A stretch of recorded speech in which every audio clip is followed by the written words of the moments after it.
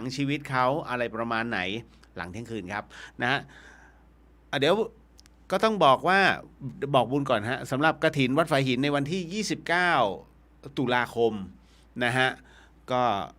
ที่เราจัดเป็นประจำทุกปีนะฮะอุปถัมภ์โดยมหาวิทยาลัยเชียงใหม่นะครับก็จะเริ่มกันตั้งแต่ช่วงสายๆของวันที่ 29 นะฮะทั้งหมดทั้งมวลนะครับก็ต้องขอบพระคุณคณาจารย์นะครับเจ้าหน้าที่ของมหาวิทยาลัยเชียงใหม่ที่เกื้อหนุนวัดฝายหินมาตลอดแล้วก็คอยดูแลแล้วก็อำนวยความสะดวกให้ทุกๆสิ่งทุกๆอันนะฮะก็กราบขอบพระคุณมาณที่นี้ฮะนะครับแล้วก็แน่นอนที่สุดครับหลายๆท่านถามมาในเรื่องของทั้งหนังสือแล้วก็เรื่องราวของการทำบุญพระพุทธรูปพระประธานนะฮะยังนะฮะผมต้องคุยกับน้องเดย์อีกรอบหนึ่งนะครับแล้วก็มันมีการขอเลื่อนออกไปเป็นมกราอันเนื่องมาจากว่าอย่างนี้ฮะหนึ่งในเรื่องของพระนะครับแล้วก็อย่างที่สองก็คือในเรื่องของทีมงานที่เขาจะขอขึ้นไปด้วยผมว่าปีนี้ออฟโรดเกือบ30 คันน่ะขึ้นเพราะมันเส้นทางก็เริ่มตอนนี้ยังโหดอยู่นะฮะผมยังไม่ได้โพสต์เลยเพราะว่าล่าสุดที่บ้านสลาเชียงตองเนี่ยฮะเลนเนี่ยฮะเหลืออยู่แค่ประมาณห่างออกมาประมาณสัก2 ฟุตประมาณมอเตอร์ไซค์ผ่านถ้าหลุดก็คือตกเหวเลยคือทางมันซุดลงเพราะว่าน้ำปีนี้เยอะมากเยอะจริงๆนะครับแล้วก็ภาพผมแคปไปแล้วก็เลยเดี๋ยวขอทางโรงพยาบาลรพสตนะครับของสลาเชียงตองนะฮะบ้านเสาหินเดี๋ยวจะขอโพสต์นิดนึงนะครับเพราะว่านั่นคือสิ่งที่เราต้องไปช่วยเหลือเขาด้วยนะครับปัจจัยบางส่วนก็ต้องอัดเข้าไปช่วยนะตรงนี้นะเพื่อให้มันมีดินเข้ามายังพื้นที่อีกรอบหนึ่งนะก็จะมีทีมงานของอุทัยธานีมาร่วมด้วยนะครับมีทีมงานของนครสวรรค์มาร่วมด้วยนะครับแล้วก็พี่ๆน้องๆชาวออฟโรดแหละนะฮะก็จะมาช่วยกันนะครับอันนี้แจ้งเอาไว้นะฮะล่วงหน้าว่าท่านใดที่อยากจะร่วมในส่วนของพระประธานเนี่ยเดี๋ยวผมขอขยับไปนิดนึงแต่ว่าหนังสือแน่นอนที่สุดยังไงก็ต้องทำร่วมกันนะครับแล้วเดี๋ยวยังมีกฐินอีก14 วัด เป็นกฐินตกค้างฮะก็อาจารย์กมลพรนะฮะเป็นเรียกว่าเป็นบุญต้นบุญตัวหลักนะฮะส่วนผมเป็นหน่วยสนับสนุนตัวบุญตัวรองนะฮะก็ช่วยกันนะตรงนี้นะฮะอันนี้ก็เรียนให้กับครูฟังหลายๆท่านได้ทราบนะฮะเพราะช่วงนี้หลายๆท่านบอกคุณเลี้ยวช่วยมาเป็นกรรมการกฐินโอ้โหพี่ครับแค่14 วัดผมก็แย่แล้วฮะแล้วของวัดฝายหินเนี่ยผมต้องเร่งทำหนังสือนะฮะให้ได้แล้วส่วนหนึ่งสำหรับผู้ที่ร่วมบุญต้องให้เขาด้วยนะฮะอีกส่วนหนึ่งก็สำหรับแจกนะฮะก็ยังไม่รู้ว่าสนนและราคาเนี่ยเท่าไหร่ต้องคุยกับทางพี่หน่อยนันทพันธ์ก่อนนะฮะอันนี้ก็บอกไว้นะครับวันนี้เจอเขาแน่ๆ เขาไม่ได้มาในสถานีนะครับป๋องเป็นโรคกลัวผีเพราะเขาโดนมาแล้วนะบนวัดฝายหินตั้งแต่นั้นเป็นต้นมาป๋องบอกไม่ต้อง ไม่นะฮะก็เลยใช้วิธีการโฟนอินกันนะครับเดี๋ยวสักครู่หนึ่งเหมือนเดิมนะฮะวันนี้เราจะทำ ผม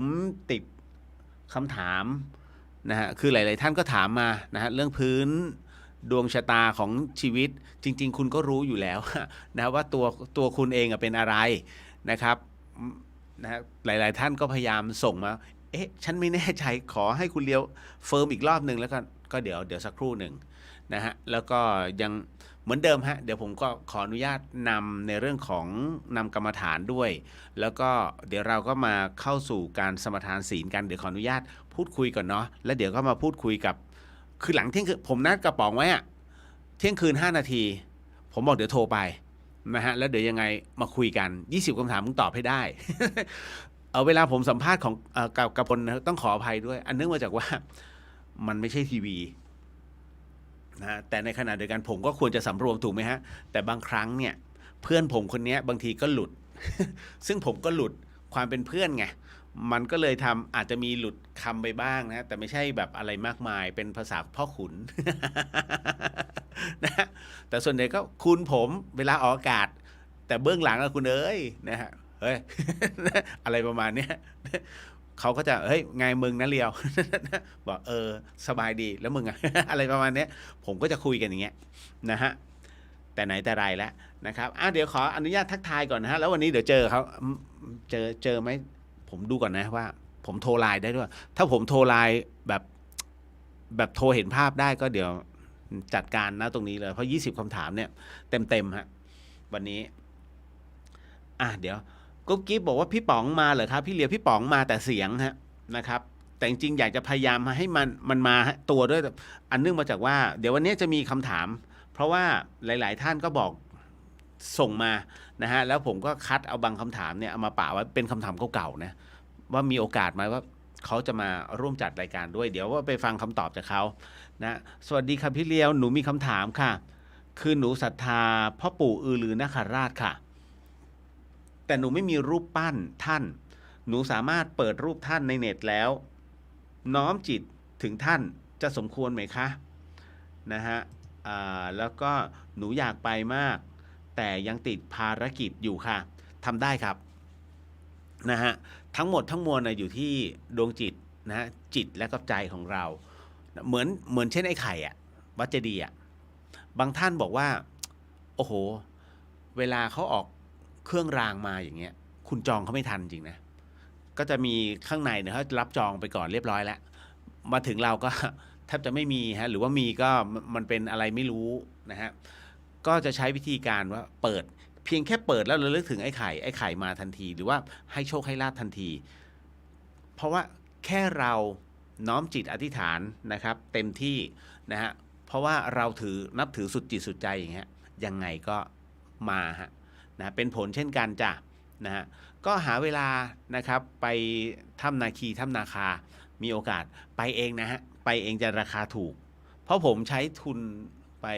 จำได้เลยว่าที่ผมไปถ้ำนาคีหลังจากที่งานหลวงพี่เสร็จงานเผาพระอาจารย์ภาสกรเป็นที่เรียบร้อยเนี่ยผมก็นำเอาอัฐิของท่านก่อนจะขึ้นเชียงใหม่นะนำเอาอัฐิธาตุของท่านติดรถไปด้วยปะหลวงพี่ปะ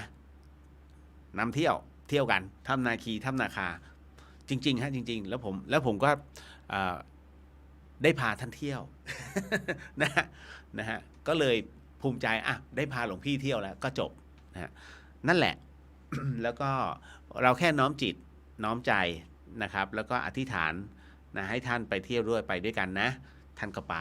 นี่แหละก็เป็นอีกหนึ่งนะฮะที่เราสามารถทำได้คุณกิ๊บถามไม่จำเป็นต้องมีของเส้นใช่ไหมคะสบายใจแล้วครับไม่ต้องมีฮะไม่ต้องมีทั้งหมดทั้งมวลขึ้นอยู่กับการอธิษฐานของเราตามมาด้วย นิดนึงนะฮะคุณกนิกาสวัสดีค่ะคุณเรียวสวัสดีครับผมนะน้องสาวินีสวัสดีค่ะนะฮะคุณเฉลิมพลสวัสดีครับนะถามคำถามพี่เรียวไว้ใช่ไหมถ้าจำไม่ผิดเพราะเดี๋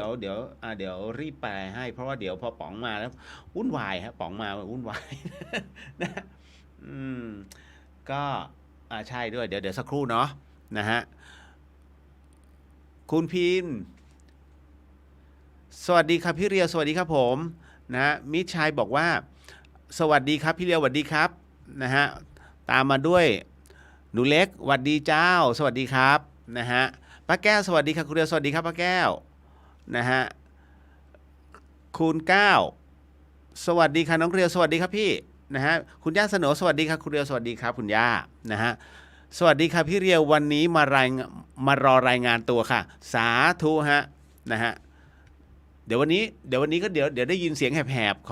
ของกระพลนะ นะคุณภริญญาสวัสดีครับพี่เรียวสวัสดีครับผมสวัสดีค่ะคุณเรียววันนี้น้ำไม่เข้าห้อง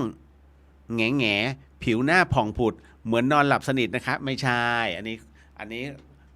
คุณเหล่งเดาผิดวันนี้ ยังไม่ได้นอนแรงหมดแล้วผมอาบน้ำก่อนขึ้นมาเพื่อให้มันสดชื่นหน่อยนึงจริงๆก็เพลียนะฮะแล้วก็ฝนไม่ตกคุณเชื่อไหมเมื่อกี้เพิ่งลงแหมะแต่ก็ไม่ตกเราก็ลุ้นเต็มที่เลยอุตส่าห์ให้ช่างปรับท่ออย่างดีแล้วเสียเงินนะฮะแต่แหมไม่ได้ทดลอง คือทะลวงท่อออกมาเพื่อที่จะให้คือท่อเก่ามันตันไงคราวนี้ทะลวงท่อจะดูซิว่ามันจะท่วมไหมถ้าท่วมนี่ กุ้มใจ นะเอามาถึงน้องแมมวันนี้ได้โอกาสมารอพ่อหมอเรียวทำนายตัวเลขค่ะถ้าจะยากวันนี้ 80%ของรายการอาจจะดูไร้สาระ เพราะผมคือหลายๆท่านเนี่ยมีข้อข้องใจกับเพื่อนผมคนนี้ ก็เลยต้องซะหน่อยหนึ่งนานๆมาทีในรอบ3 ปีไม่เคยออกอากาศเลย นะเอาซะหน่อยนะฮะหนูเล็กบอกพี่ป๋องชอบแนวนั่นเน็กหรือเปล่าเดี๋ยวจัดไปนะฮะคุณปาล์มรายงานตัวค่ะคุณเรียวสวัสดีครับนะฮะคุณจินชาอยากถามว่าคุณป๋องนะอายุเท่าไหร่ครับอย่าถามเช่นนั้น มันกระทบ นะฮะผมอ่อนกระป๋องนิดหน่อย นะฮะจะได้คำนวณอายุคุณเรียว ถ้าคุณป๋องเรียกนะเรียวแปลว่าน่าจะบวกเพิ่มอายุคุณป๋องไปอีกอย่างน้อยๆสัก10 ปีไม่ใช่คืออย่างนี้ฮะภาษาคนโปรดักชันเนี่ยเวลาเรายังไม่สนิทกับใครเนี่ยเขาจะเรียกน้าเอ้ยไอ้น้าว่ายังไงคือเมื่อก่อนเนี้ยตอนที่ผมไม่รู้จักกับพลเลยนะตั้งแต่สมายเรดิโอจนกระทั่งไปเจอที่มีเดียนะครับ M3CHR ใน TFM จำได้ตอนนั้นของพี่ออสจากกิจศิลปชัยโดยมีคุณวิทยาสุภพรโอภาสเป็นนายใหญ่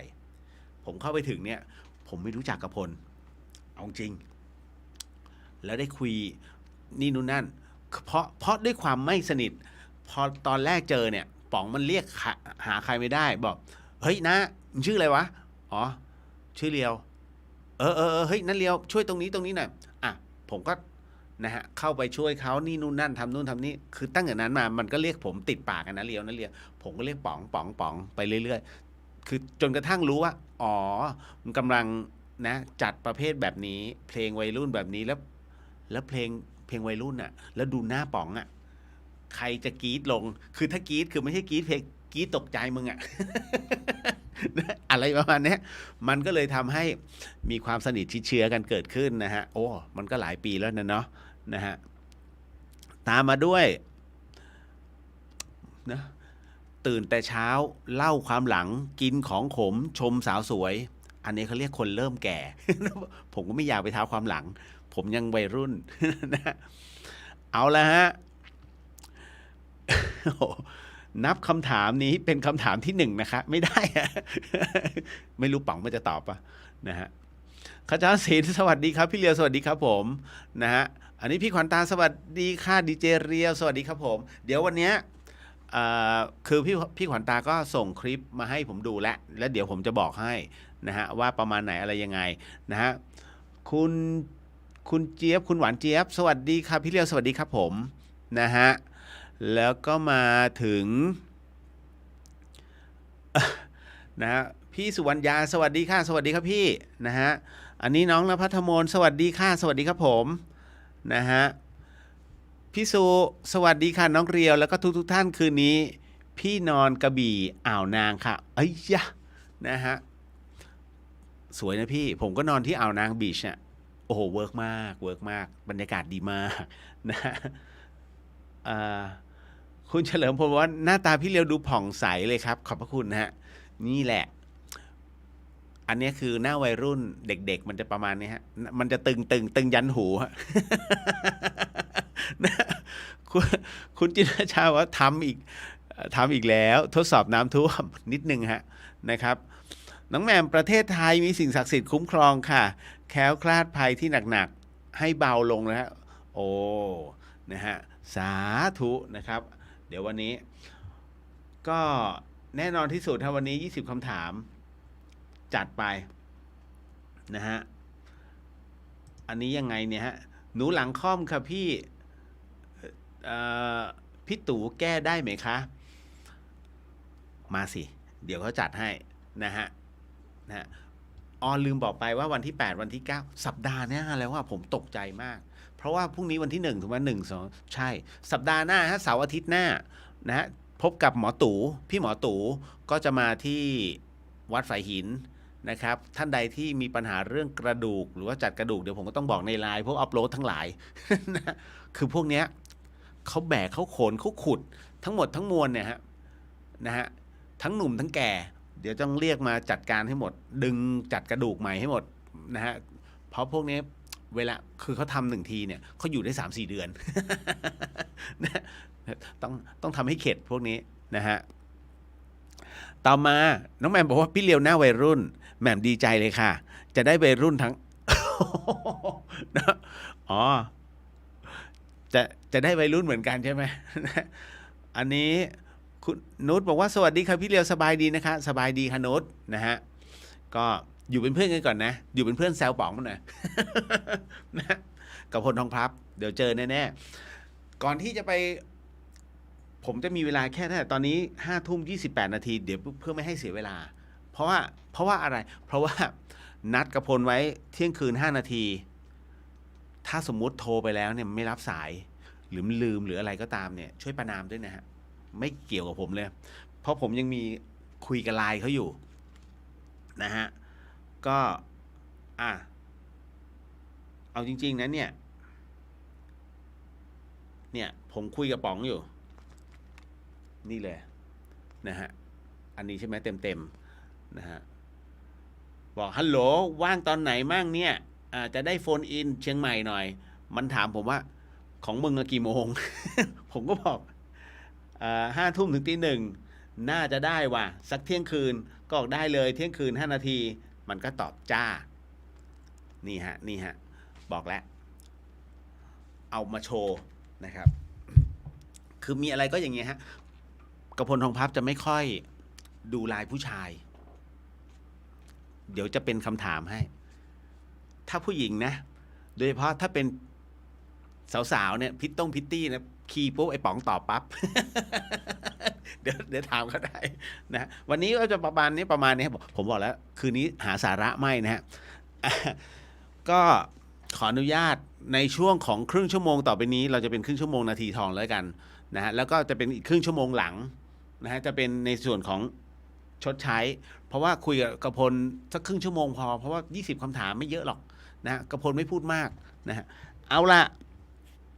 เดี๋ยวขออนุญาตในเรื่องของการนำสมทานศีลก่อนแล้วเดี๋ยวก็เราไปนั่งกรรมฐานกันเนาะผมขออนุญาตนำกรรมฐานแล้วเดี๋ยวก็จะไปตอบข้อสักถามที่หลายๆท่านได้ถามตัวเลขค้างเอาไว้ชดใช้ให้หมดก่อนแล้วเดี๋ยวก็จะมีในเรื่องราวเป็นคำถามที่หลายๆท่านสงสัยนะก็จะนำมาตอบอีกรอบหนึ่งแล้วกันเอาละถ้าพร้อมแล้วขออนุญาตเป็นผู้นำนะครับในเรื่องของการสมทานศีลตั้งนะโมก่อนแล้วก็ท่านใดที่ไม่สามารถเปล่งวาจาได้ก็ใช้กำหนดจิตตามแล้วกันนะครับสาธุนะโมตัสสะภะคะวะโตอะระหะโตสัมมาสัมพุทธัสสะนะโมตัสสะภะคะวะโตอะระหะโตสัมมาสัมพุทธัสสะนะโมตัสสะภะคะวะโตอะระหะโตสัมมาสัมพุทธัสสะพุทโธธัมโมสังโฆศีลข้อ 1ไม่ฆ่าสัตว์ศีลข้อ 2ไม่ลักทรัพย์ศีลข้อ 3ไม่ประพฤติผิดในกามศีลข้อ 4ไม่พูดเท็จศีลข้อ 5ไม่ดื่มสุราและของมึนเมาบัดนี้ข้าพเจ้าตั้งใจรักษาศีลแล้ว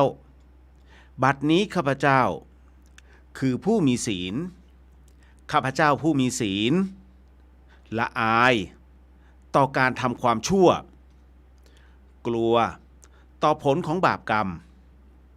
ข้าพเจ้าผู้มีศีลมีหิริโอตปะมีกายเป็นมนุษย์มีใจเป็นเทวดา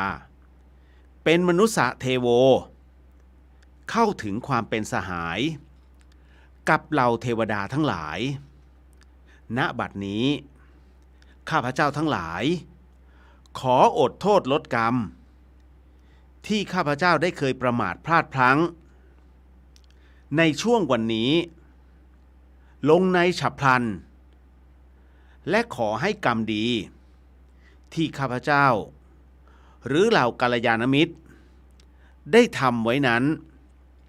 ขอจงมาแทรกส่งผลบุญนี้ให้ข้าพเจ้าได้มีความสุข และประสบผลสำเร็จตลอดไปเทินสาธุสาธุสาธุอนุโมทามิครับเอาละฮะก็เป็นอันเป็นที่เรียบร้อยนะครับสำหรับในส่วนของการสมทานศีลในเมื่อสมทานศีล5เป็นที่เรียบร้อยความเป็นมนุษย์จึงบังเกิดครบถ้วนดังนั้นในช่วงต่อไปเดี๋ยวเราจะเป็นการนั่งสมาธิกันนะฮะหรือว่าเข้ากรรมฐานนะฮะเอาตามที่เราถนัดนะครับนะลมหายใจเข้าลมหายใจออกจะท่องเป็นพุทธจะภาวนาเป็นโธได้หมดนะฮะก็ท่านใดถนัดแบบไหนให้ทำแบบนั้นนะฮะถ้าอย่างนั้นตอนนี้นะหากพร้อมแล้วนะครับขออนุญาตในการบรรยายเรื่องของจิตตั้งมั่นของพระอาจารย์ปราโมทย์โชต่อนะครับดังนั้นท่านใดที่พร้อมแล้วตอนนี้เป็นเวลา 23:33 นาทีเราจะไปถอนกรรมฐานนิดเดียวฮะไปถอนกรรมฐานที่ 41นะถ้าพร้อมแล้วค่อยๆหลับตาลงนะฮะค่อยๆหลับตาลงแล้วเริ่มนะฮะหายใจเข้าหายใจออกเป็นปกตินะฮะเป็นปกติคำบริกรรมค่อยๆหายไป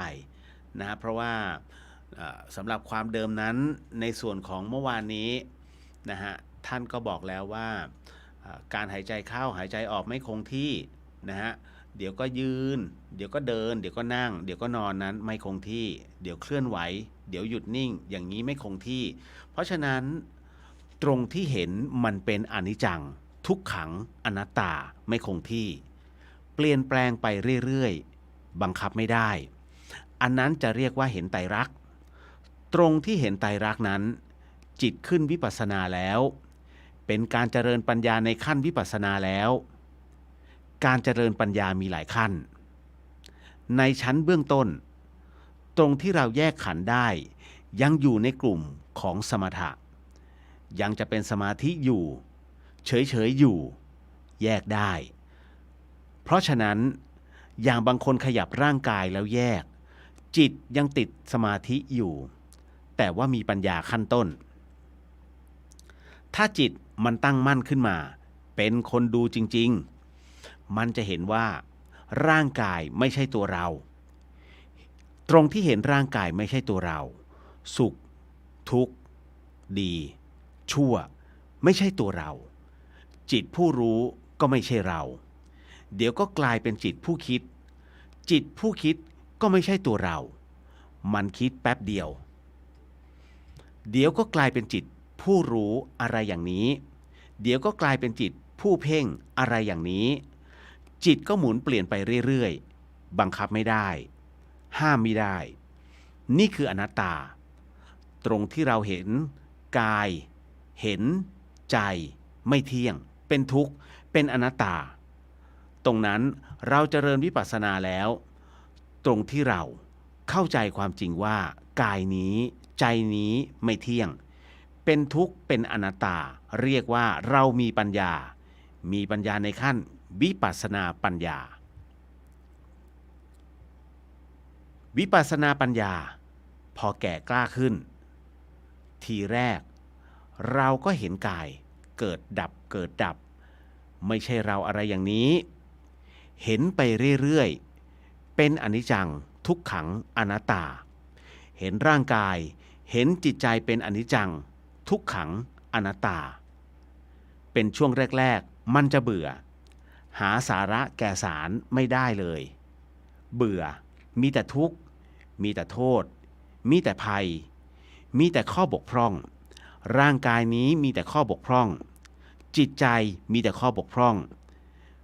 ไม่ใช่ของดีของวิเศษเป็นของน่าเบื่อตรงที่เห็นว่ามันน่าเบื่อเรียกว่าได้นิพพิทายานมีปัญญาเห็นความจริงของร่างกายของจิตใจว่าน่าเบื่อเอาละครับเมื่อได้ที่แล้วได้โอกาสแล้วค่อยๆถอนสมาธิโดยการค่อยๆลืมตานะฮะค่อยๆลืมตาค่อยๆลืมตานะฮะค่อยๆลืมตาแล้วขยับตัวฮะสามารถขยับตัวได้เนาะเอาละครับเห็นไหมการทำสมาธิไม่ยากนะครับ ถ้าเราทำไปพร้อมๆกันนะฮะดวงจิตอันเงียบสงบอันดวงจิตที่มันปล่อยไปตามเหตุตามปัจจัยนั้นจะมีกำลังนะฮะเอาละครับเรียบร้อยโมทนาสาธุกับทุกท่านนะครับสำหรับการนั่งสมาธิในช่วงระยะเวลาสั้นๆสำหรับค่ำคืนนี้นะฮะสุขฝันหวาน นะฮะวันนี้แหละนะก็ผมขออนุญาตชดใช้ก่อนเพราะว่าหลายๆท่านถามเอาไว้นะครับตึงๆเดี๋ยวนะคุณย่าใจเย็นๆนะฮะพี่นพสวัสดีค่ะคุณเรียวมาทันกรรมฐานพอดีสาธุค่ะสาธุครับพี่คุณย่าสโนถามก่อนนะคะ6376ทักทายนะคะ ครับคุณย่าเดี๋ยวสักครู่หนึ่งนะฮะคุณเมทัสซีสวัสดีครับพี่เรียวสวัสดีครับผมมาของพอดีว่าเดี๋ยวผมขออนุญาตตอบคำถามนิดนึงนะฮะพอดีว่าพี่ศิวรัตน์นั้นได้ถามไว้นะฮะว่าพี่มีปัญหาจะถามค่ะคือปี63นั้นพี่ปลงผมบวชเป็นแม่ชีลาแล้วนะฮะชุดแม่ชียังไม่ได้ให้ใครนะหลังจากที่ศึกออกมาแล้วเนี่ยนะฮะลาจากความเป็นแม่ชีแล้วศึกออกมาแล้วเนี่ยชุดแม่ชีก็ยังไม่ได้ให้ใครตั้งใจว่าจะบวชใหม่อีกครั้งหนึ่งแบบจนสิ้นลมหายใจเลยค่ะปัญหามีอยู่ว่าบางทีก่อนนอนสวดมนต์มันร้อนมากแต่งตัวไม่สุภาพนะฮะนำมาคล้องมาห่มทับจะเป็นบาปกรรมหรือไม่คะไม่เป็นครับนะไม่ได้มีเจตนาอย่างอื่นนะครับเราไม่ได้เอามาย่ำยีเราไม่ได้นำเอาสิ่งที่เราเคยคล้องเคยห่มในตัวศีลตรงนั้นนะฮะเอาไปทำอะไรมิควรนะดังนั้นพี่เอามาใส่เอาไว้พี่เอามาคล้องเอาไว้ไม่เป็นไรครับซึ่งมันเป็นของเราอยู่แล้วนะฮะอย่างที่สองก็คือกรรมฐานน้ำเย็นพอนั่งแล้วเนี่ยมันไม่ลงไปเลยค่ะมันติดอยู่ที่หัวใจนะฮะมันเป็นก้อนเลยนะมันเป็นจังหวะเต้นช้าเร็วของหัวใจต้องแก้อะไรไหมคะหรือว่าจับที่หัวใจเต้นคะบางครั้งมีแน่นมีจี๊ดก็ดูเข้าไปดูกับอยู่กับลมหายใจ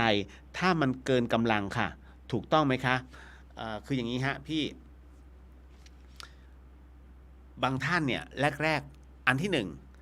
ผู้ที่ไม่ชอบดื่มน้ำเย็นแต่พอเจอกรรมฐานน้ำเย็นเนี่ยอันนี้ต้องบอกว่ามันเป็นกุศโลบายนะฮะของหลวงพ่อเยื้อนขันติพโลท่านนะฮะว่าการที่เราจะทำให้เกิดสมาธิขั้นต้นเนี่ยหรือว่าคณิกะสมาธินะซึ่งมันเป็นสมาธิ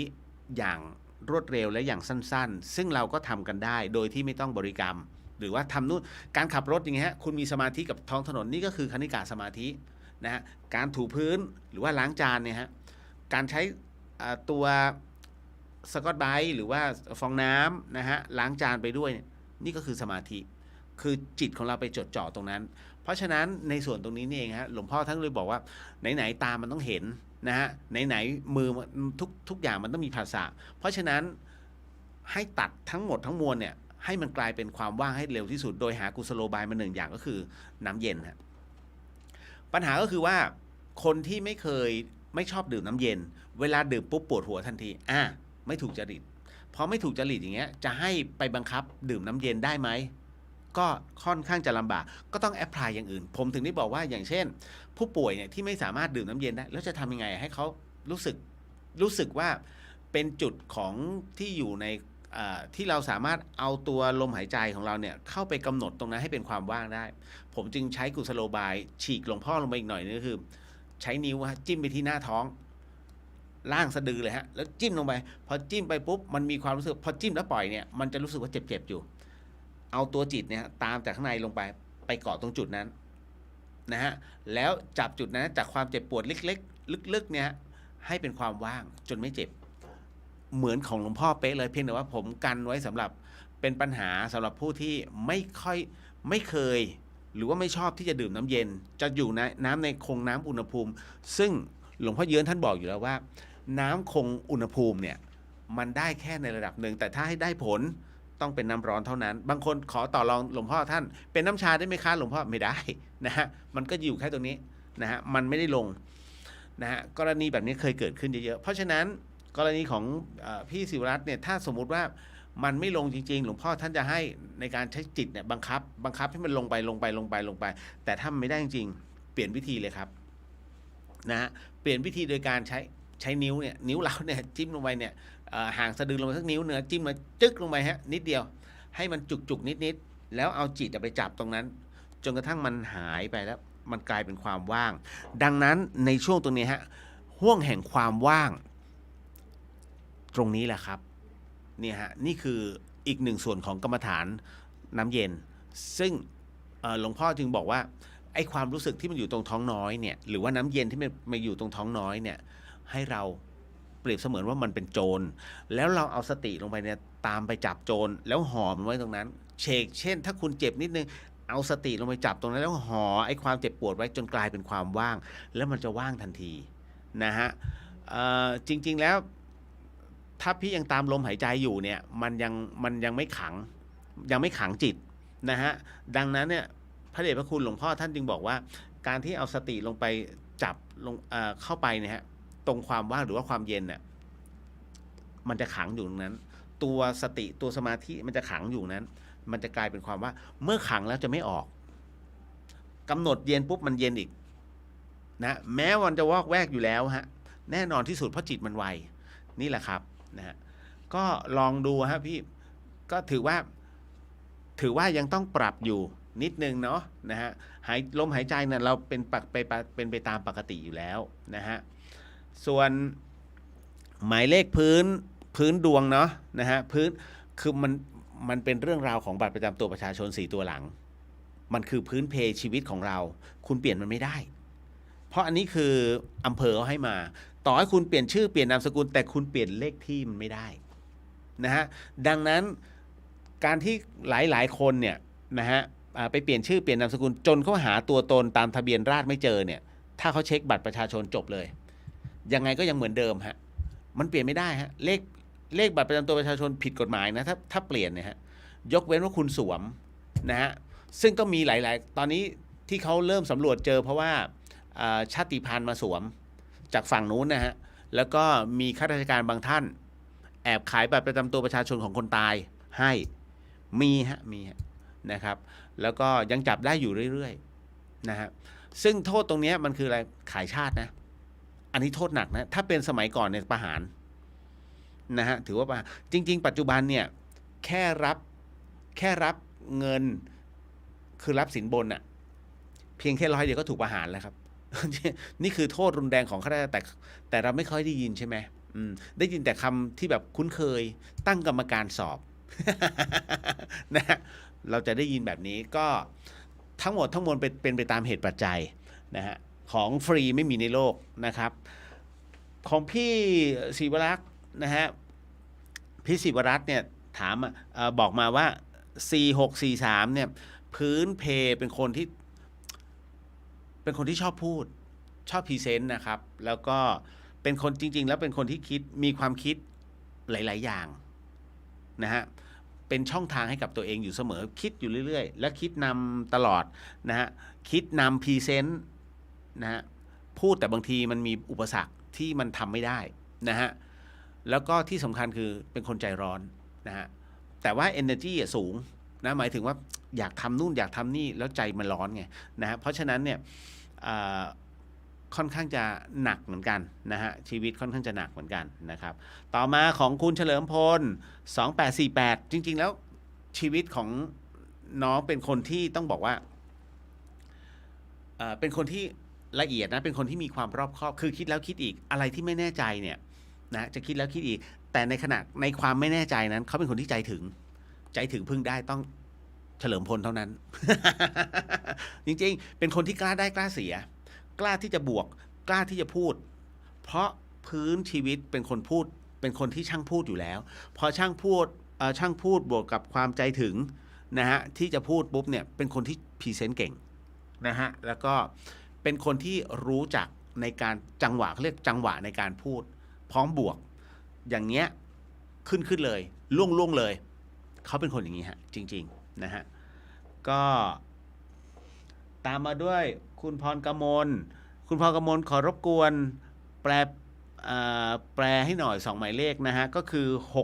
6693เนี่ยต้องบอกก่อนว่าท่านเป็นคนที่มีความคิดสร้างสรรค์ นะฮะเป็นคนที่ชอบอะไรแปลกใหม่นะฮะแต่มันติดนิดนึงตรงที่ว่าสบายไปคิดแล้วแบบคิดเผื่อไปแล้วแต่ฉันต้องสบาย คือออกแรงสั่งการอย่างเงี้ยชอบ นะฮะแล้วที่สำคัญเป็นคนที่ใจร้อนนะฮะเป็นคนใจร้อนแล้วก็ชอบศึกษาเรื่องราวประวัติศาสตร์นะชอบเรื่อง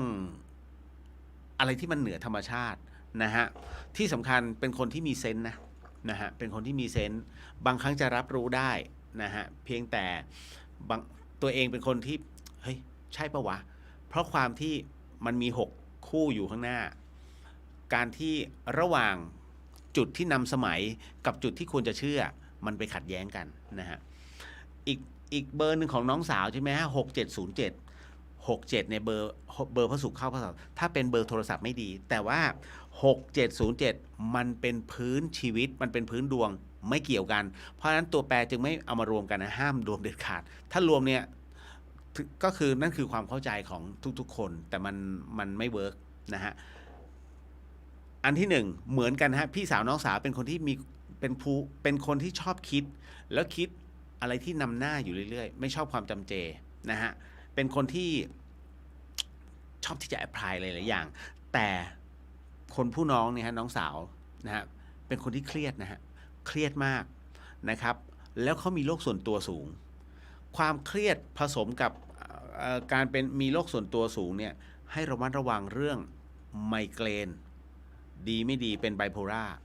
ต้องระมัดระวังนะฮะณตรงนี้เพราะมันมีหลายอย่างที่เขาคิดเยอะเครียดแล้วก็เป็นคนที่จริงจังนะฮะแล้วบางทีพูดอะไรที่มันใครพูดอะไรมาบางทีมันพูดเล่นๆน่ะแต่เขาคิดเขาเครียดนะต้องระมัดระวังนิดนึงนะฮะต่อมา 2848ตรงอย่างไม่น่าเชื่อครับ อ๋อนะฮะหนุกฮะหนุกนะฮะอันนี้คุณนัทศิษย์สวัสดีครับพี่เจสวัสดีครับน้องแมมกราบขอบคุณล่วงหน้าค่ะคืออันนี้คุณเพน1451ใช่ไหมฮะอย่างนี้เป็นคนที่มีความเชื่อมั่นในตัวเองสูงเป็นคนที่กล้าที่จะรับโปรเจกต์ใหญ่ๆนะฮะแล้วก็ถ้าจะรับฟังนะต้องเจ๋งกว่าคนนั้นต้องเจ๋งกว่าคุณเพนแล้วที่สำคัญคือเป็นคนที่มีการพรีเซนต์ชอบเป็นคนที่รู้จักในการพูดคุยรู้จักในการเจรจาและมีหลักการที่สำคัญรักแล้วก็ชอบใฝ่รู้ในเรื่องที่เราสนใจโดยเฉพาะอย่างยิ่งอะไรก็ตามที่เป็นการเรียนหรือว่าศึกษาแปลกใหม่ฉันต้องรู้และต้องรู้ให้ได้แล้วก็ต้องรู้จริงนะฮะเพราะฉะนั้นอันเนี้ยเมื่อประจวบและมาผนวกกันตรงนี้ถึงได้บอกว่าเป็นผู้ที่เรียกว่าถ้าจะโค่นลงได้ต้องเจ๋งกว่าฮะเพราะฉะนั้นคือต้องรู้จริงเช่นกันแต่ว่ามันเป็นตามหลักวิชาการนะอันเนี้ยถึงได้บอกว่ายืนด้วยตัวเองเท่านั้นอย่าไปขัดเธอ นะเพราะเธอมีความเชื่อมั่นสูงมากนะครับอันนี้พี่ขวัญตาขออนุญาตนะครับป้ายรถ876จริงๆเนี่ยไม่เหมาะเอาจริงนะมันไม่เหมาะคือ87อ่ะมันแน่นอนมันโอเคแต่พอ76เนี่ยมันเป็นเลขพระเสาร์พระศุกร์คล้ายๆ67อ่ะคือพระศุกร์เข้าพระเสาร์แทรกแต่76เนี่ยมันลำเค็ญน้อยกว่า67ไอ้67เนี่ยหนักวิธีแก้คือถ้ามันแก้ไม่ได้จริงๆนะวิธีแก้ก็คือนำแผ่นทองคำเปลวปิดที่หัวเลข7นะครับนะฮะขอแก้ขออธิษฐานเลยฮะนะโมตั้งนะโมเสร็จปุ๊บก็อาราธนาคุณพระรัตนตรัยนะพุทโธธัมโมสังโฆนะเสร็จปุ๊บแล้วหลังจากนั้นปิดที่หัวเลข7ปิดทิ้งไว้9นาทีขอพลังนะฮะขอพลังตัวเลขนะฮะให้เลขนั้นเป็นเลขมงคลกับชีวิตนะฮะให้เลขนั้นเป็นเลขมงคลกับต้องเป็นเจ้าของนะต้องเป็นเจ้าของทำนะฮะคือ7เนี่ยมันจะกลายเป็น9ก็ได้จะกลายเป็น4ก็ได้แล้วแต่จัดว่าอย่าให้เป็น7นะพอถึงตรงนั้นเสร็จปุ๊บเนี่ยฮะเขาเรียกว่ามันจะทุเลาลงแต่มันไม่ได้หายไปนะฮะเพราะฉะนั้นจะขับอะไรก็แล้วแต่ก็ให้ระมัดระวังหน่อยแล้วกันนะฮะคือมันมีวิธีแก้ต้องเปลี่ยนเลยนะเอาจริงแต่ว่าทำเท่าที่ทำได้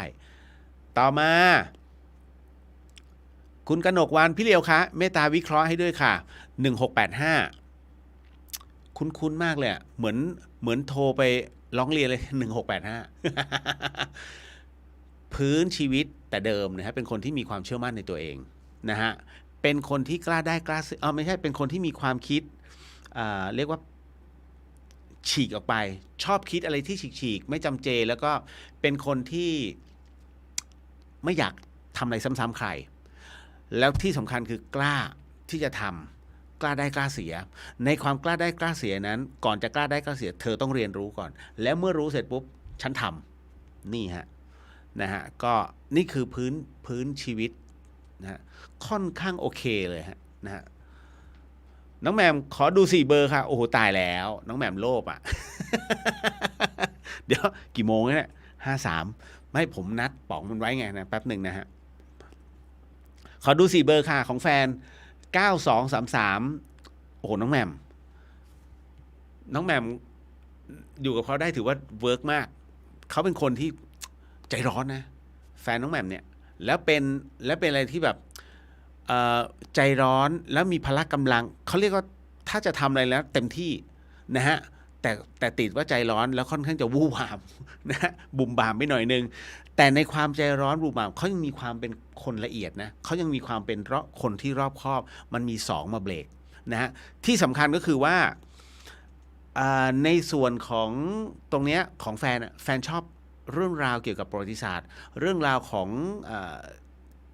ไม่ว่าจะเป็นทั้งศิลปะในเรื่องของอะไรล่ะเหนือธรรมชาติหรือว่าเป็นคนที่ถ้าศรัทธาแล้วศรัทธาเลยนะฮะประมาณนั้นเลยลูกคนที่1แล้วฮะ น้องแหม่มจะมีลูกเยอะนะลำบากพี่ ลูกคนที่4242เนี่ยลูกคนนี้นะฮะช่างพูดช่างเจรจาแล้วเป็นคนที่มีความคิดรอบคอบเขาจะสังเกตเป็นคนที่ช่างสังเกตก่อนแล้วก็ค่อยๆพูดนะฮะแล้วก็บางครั้งบางคราเนี่ยเขาจะคือละเมียดจนรำคาญคือประมาณว่าดูเยอะนะฮะแล้วอย่าไปบ่นอะไรเขานะเพราะเขาพูดเยอะกว่าคุณ เขาจะเป็นอะไรเขาจะมีเหตุผลมากนะฮะเป็นคนช่างพูดนะครับคนต่อมา นะฮะลูกคนที่2นะฮะ556โอ้โหคนนี้รักเรียนมากนะฮะน้องแหม่มทำดีๆนะคนนี้น่าจะเป็นถึงด็อกเตอร์ถึงศาสตราจารย์นะฮะเพราะว่าตัวเลขมันฟ้องเลยว่าพื้นชีวิตของเขาเนี่ยเป็นผู้รู้รักที่จะเรียนผมเชื่อมั่นว่าลูกคนนี้เรียนเก่งนะฮะแล้วก็เป็นคนที่มีความคิดสร้างสรรค์แล้วเขาคิดดีด้วยนะเขาคิดอย่างเราคิดแค่สเต็ป1คนเนี้ยลูกคนที่2น้องแหม่มเนี่ยเขาคิดเกินสเต็ปที่น้องแหม่มคิดไปแล้วบางทีแทบจะไม่ทันเขาถ้าเขารู้เขาต้องรู้ให้จริงแล้วเขารักมากรักเรียนคนเนี้ยไว้ใจได้เรื่องแฟนยังไม่มีนะฮะเขาจะเรียนก่อนเพราะว่าเลขเด่นมากฮะเลขของการเรียนเขาเด่นมากลูกคนที่351เนี่ยอะไรนะ5196ลูกคนนี้ก็ชอบที่จะเรียนชอบเรียนรู้และมีหลักการของชีวิตเขาเป็นคนที่เชื่อมั่นในตัวเองแล้วก็มีความคิดเรียกว่าแปลกใหม่คือสร้างสรรค์อยู่เรื่อยๆนะครับชีวิตติดไอเดียลูกคนนี้แล้วก็เวลาเขามีศรัทธาเขาศรัทธาเยอะมากเขาศรัทธาเต็มแล้วก็ชอบในเรื่องราวของประวัติศาสตร์นะฮะครบแล้วนะ4 คน นะฮะคุณเพชรบอกขอบพระคุณค่ะนะพี่ขวัญตาขอบคุณมากค่ะนะฮะอันนี้นะฮะคุณกนกขอบคุณมากค่ะตรงมากค่ะนะฮะ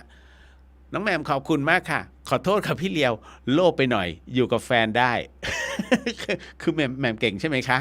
แหมไม่ต้องมาถามพี่ตัวเองก็รู้นะลูกทั้ง3 นะต่อมาดีมากอันนี้1626เป็นคนที่มีความเชื่อมั่นในตัวเองฮะแล้วก็เป็นคนที่ชอบคิดอะไรเป็นนักคิดแล้วก็เป็นนักเจ้าไอเดียนะครับชอบอะไรที่มันนำสมัยนะครับ ที่สำคัญในส่วนของคำพูดเป็นคนที่รู้จักพูดนะฮะเป็นคนที่รู้จักพูดแล้วก็พูดอ่อนหวานหลายๆคนจะชอบคุณในการพูดนะฮะแล้วก็ที่สำคัญเป็นคนที่อะไรล่ะรอบคอบอะนะฮะมีความละเอียดพอสมควรเลยทีเดียวโอเคฮะโอเคนะฮะดีเลยทีเดียวน้องมิ้นสวัสดีค่ะพี่เลียวสู้ๆนะคะ พี่รู้ว่าน้องมิ้นกำลังหมายถึงอะไรน้องแมมกราบขอบพระคุณมากค่ะสาธุค่ะหนูเล็กบอกหนูเล็กหน่อยอย่าลืมเขานะเฮ้ยลืมจริงหนูเล็กอีกรอบนึง พี่เดียวลืมไม่ได้ก๊อปมาขอไปด้วยอันนี้คุณไมค์บอกว่าสวัสดีครับคุณเลียวสวัสดีครับผมนะฮะพี่ขวัญตาบัตรประชาชนนอกจะได้ไหมคะขอลูกชายได้ครับ4ตัวหลัง5192เป็นคนที่อันนี้เป็นคนที่ชอบเรียนรู้นะฮะแล้วก็รักที่จะเรียนที่สำคัญเนี่ยเป็นคนที่เขาจะชอบอะไรที่เก่าๆเหมือนเขาจะมีเซนส์นะฮะลูกคนนี้เหมือนจะมีเซนส์แล้วก็เป็นคนที่ละเอียดเป็นคนที่รอบคอบนะฮะอันนี้พูดถึงภาพรวมนะฮะประมาณนี้พี่เลียวคะตื่นมาฟังพอดีขอวิเคราะห์ด้วยคนค่ะเดี๋ยวก่อน58ยังได้อยู่ในกาผมทิ้งคืนแสดงวันนี้งั้นผมให้ได้อีก5นาทีนะฮะเพราะว่าผมมีนัดกับเขาคนนี้ฮะกพลทองพลับนะฮะของก๊อฟ9652ใช่ไหมฮะโอ้ก๊อฟเป็นคนที่มีไอเดียอยู่เรื่อยๆนะเป็นคนที่คือเป็นนักครีเอทีฟอะคิดอะไรมากมายนะฮะเป็นคนที่ชอบในเรื่องราวประวัติศาสตร์เรื่องราวลึกลับลี้ลับเหนือธรรมชาตินะฮะที่สำคัญก็คือว่าอะไรล่ะชอบเรียนรู้อะไรที่ตัวเองอยากรู้ต้องรู้ให้ได้นะฮะแล้วก็ที่สำคัญเนี่ยเป็นคนที่มีความละเอียดอยู่แล้วนะครับนะตัวเลขมันฟ้องนะพี่เลียวไม่ได้บอกเอง นะฮะดีมากขอบคุณครับนะฮะคุณหมิว1792ใช่ไหมฮะโอ้ยเป็นคนที่เชื่อมั่นในตัวเองนะฮะเชื่อมั่นในตัวเองสูงแล้วก็แต่ว่าในความเชื่อมั่นนั้นในเรื่องของการพื้นเพเลยนะฮะผ่านอะไรหลายอย่างมาจนทำให้ตัวเองมีความเครียดนะลึกๆแล้วพื้นชีวิตเป็นคนที่มีความเครียดต้องระมัดระวังนิดนึงนะฮะในเรื่องของตรงนี้นะฮะแล้วก็ในเรื่องของการตีความชีวิตรวมไปถึงเป็นคนที่ถ้ามุ่งมั่นในเรื่องของศรัทธาหรือว่าในเรื่องของประวัติศาสตร์เนี่ยชอบนะฮะเรื่องราวเหนือธรรมชาติชอบ นะฮะลึกๆเคยบอกแม่แต่ถ้ามีศรัทธาในเรื่องพุทธศาสนาเนี่ยเต็มที่นะครับแล้วที่สำคัญเดี๋ยวก่อนตัวสุดท้ายคือเป็นคนที่ละเอียดรอบคอบนะฮะแล้วก็เป็นอะไรที่ใครจะทำอะไรก็แล้วแต่ยังขอฉันหยุดคิดก่อนนะฮะยังไม่ปล่อยผ่านนะครับต่อมาหนูเล็กของหนูเล็ก8010ใช่ไหมหนูเล็กนิสัยนักเลงมันขึ้นมาเลยฮะกล้าได้กล้าเสียและเป็นคนที่มีโลกส่วนตัวสูงมากและพร้อมกับนั้นเป็นคนที่เชื่อมั่นในตัวเองเพราะฉะนั้นทั้งหมดทั้งมวลเนี่ยหนูเล็กจะต้องเมื่อเป็นคนที่มีโลกส่วนตัวสูงมากคนที่เข้ามาในชีวิตเนี่ยจะต้องยอมรับกฎเกณฑ์หนูเล็กได้และที่สำคัญก็คือว่าบังเอิญว่าฉันเป็นคนที่เชื่อมั่นในตัวเองโอ้โหถ้าไม่เจ๋งจริงอยู่กับหนูเล็กไม่ได้ นะเพราะพื้นดวงพื้นชีวิตมันกึ่งนักเลงกล้าได้กล้าเสียนะเอาวะมานะประมาณนี้เลยนะฮะส่วนหนูอันนั้นของน้องใช่ไหม8010โอ้ไม่ต่างกันหรอกนะฮะหนูเล็กก็เหมือนกันอารมณ์เดียวเลยคำแปลเหมือนกันเลยนะฮะหนูเล็กหนักกว่าเขาด้วยนะเป็นคนที่นะ8001เนี่ยโอ้โหสุดๆมันต่างกันหน่อย8010กับ8001 0ก็2ตัว8ก็เหมือนกัน1ก็เท่ากันพอกันนะคำแปลนะฮะคุณวรินทร์พี่เลียวถ้ามีคนบอกว่าเขาดื่มไวน์ดื่มคนเดียวไม่ได้ทำให้ใครเดือดร้อนแล้วจะผิดศีลไหมครับอย่างไรพอจะตอบอย่างไรดีครับผิดฮะคืออย่างนี้จริงๆแล้วดื่มเนี่ยถ้าดื่มตามที่พุทธองค์บอกคือดื่มเป็นยาแค่1 องคุลีฮะก็ไม่น่าเป็นอะไรแต่ถ้าสมมุติว่าเราหาข้อแม้ ถ้าสมมุตินะวงการแพทย์บอกว่า1ช็อตเพื่อสุขภาพนะฮะทำให้อ่าสมมุติทำให้อัลไซเมอร์ไม่เกิดขึ้นนะฮะบริหารภายในให้มีการเผาผลาญถ้าวงการแพทย์เขายอมรับนั้นไม่เป็นไรแต่ถ้าดื่มไปมากกว่านั้นดื่มคนเดียวดื่มจนเมาไม่ทำให้ใครเดือดร้อนอันนี้ความเชื่อที่บอกว่าเราไม่ผิดนั้นไม่ใช่ผิดครับเพราะเรากำลังเบียดเบียนตัวเองอยู่แค่นั้นเลยนะฮะเอาต่อมาโอ้ได้เวลาแล้วแป๊บหนึ่งนะฮะขออนุญาตติดไว้ก่อนอันเนื่องมาจากว่าผมมีปัญหากับผู้ชายคนนี้ฮะ เดี๋ยวสักครู่หนึ่งเดี๋ยวมันงอนมันหนีไปนอนนะผมยุ่งเลยนะฮะขออนุญาตนะฮะขออนุญาตนะครับเพราะว่านี่เลยฮะ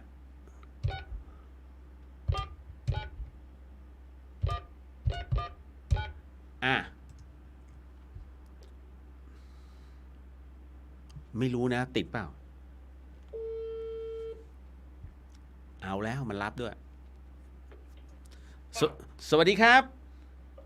สวัสดีครับพี่โอ้โหผมไม่รู้ว่ามันออนแอร์ยังไงตรงเนี้ย ก็ไม่รู้นะแล้วแต่คุณสิครับคุณออนแอร์ยังไงฮะเดี๋ยวแป๊บนึงคุณผู้ฟังได้ยินเสียงกระพลไหมฮะได้ยินเนาะนะฮะ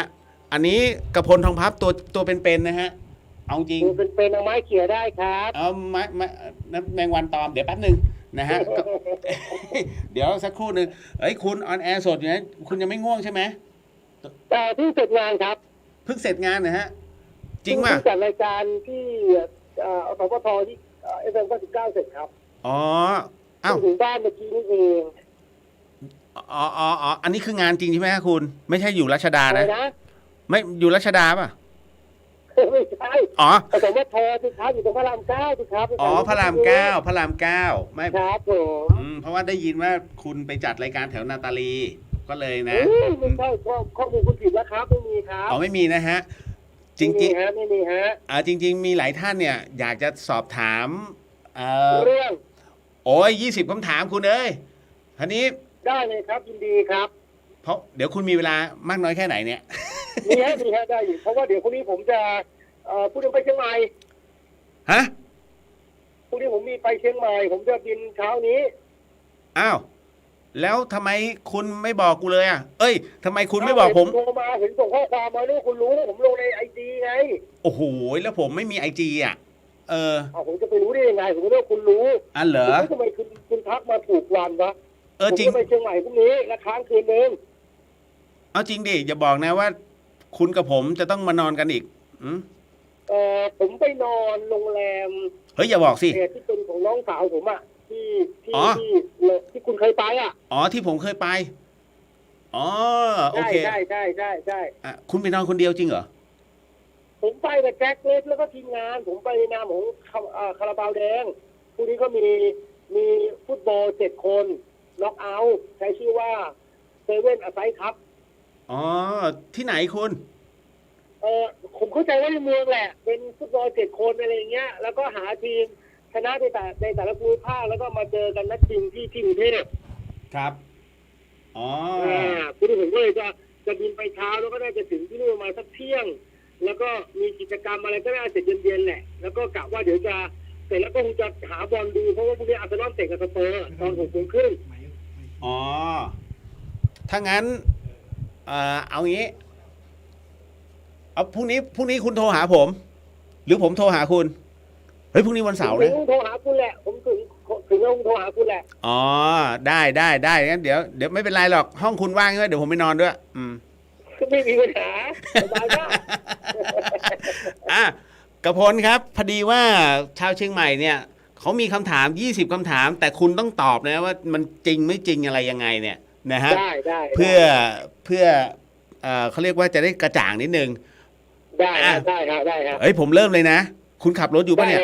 คุณขับรถอยู่ป่ะผมถึงบ้านแล้วถึงบ้านเมื่อกี้เองถึงบ้านแล้วคุณอยู่ใกล้เมียไหมคืนไงเพราะว่าระหว่างทางผมขับรถจะไม่สะดวกคุยก็รอถึงบ้านเขาแล้วค่อยคุยไม่แล้วคุณอยู่ใกล้แฟนคุณป่ะป่าที่ผมมันแยกนอนบ้านหลังนอกเพราะว่าผมมีงานเช้า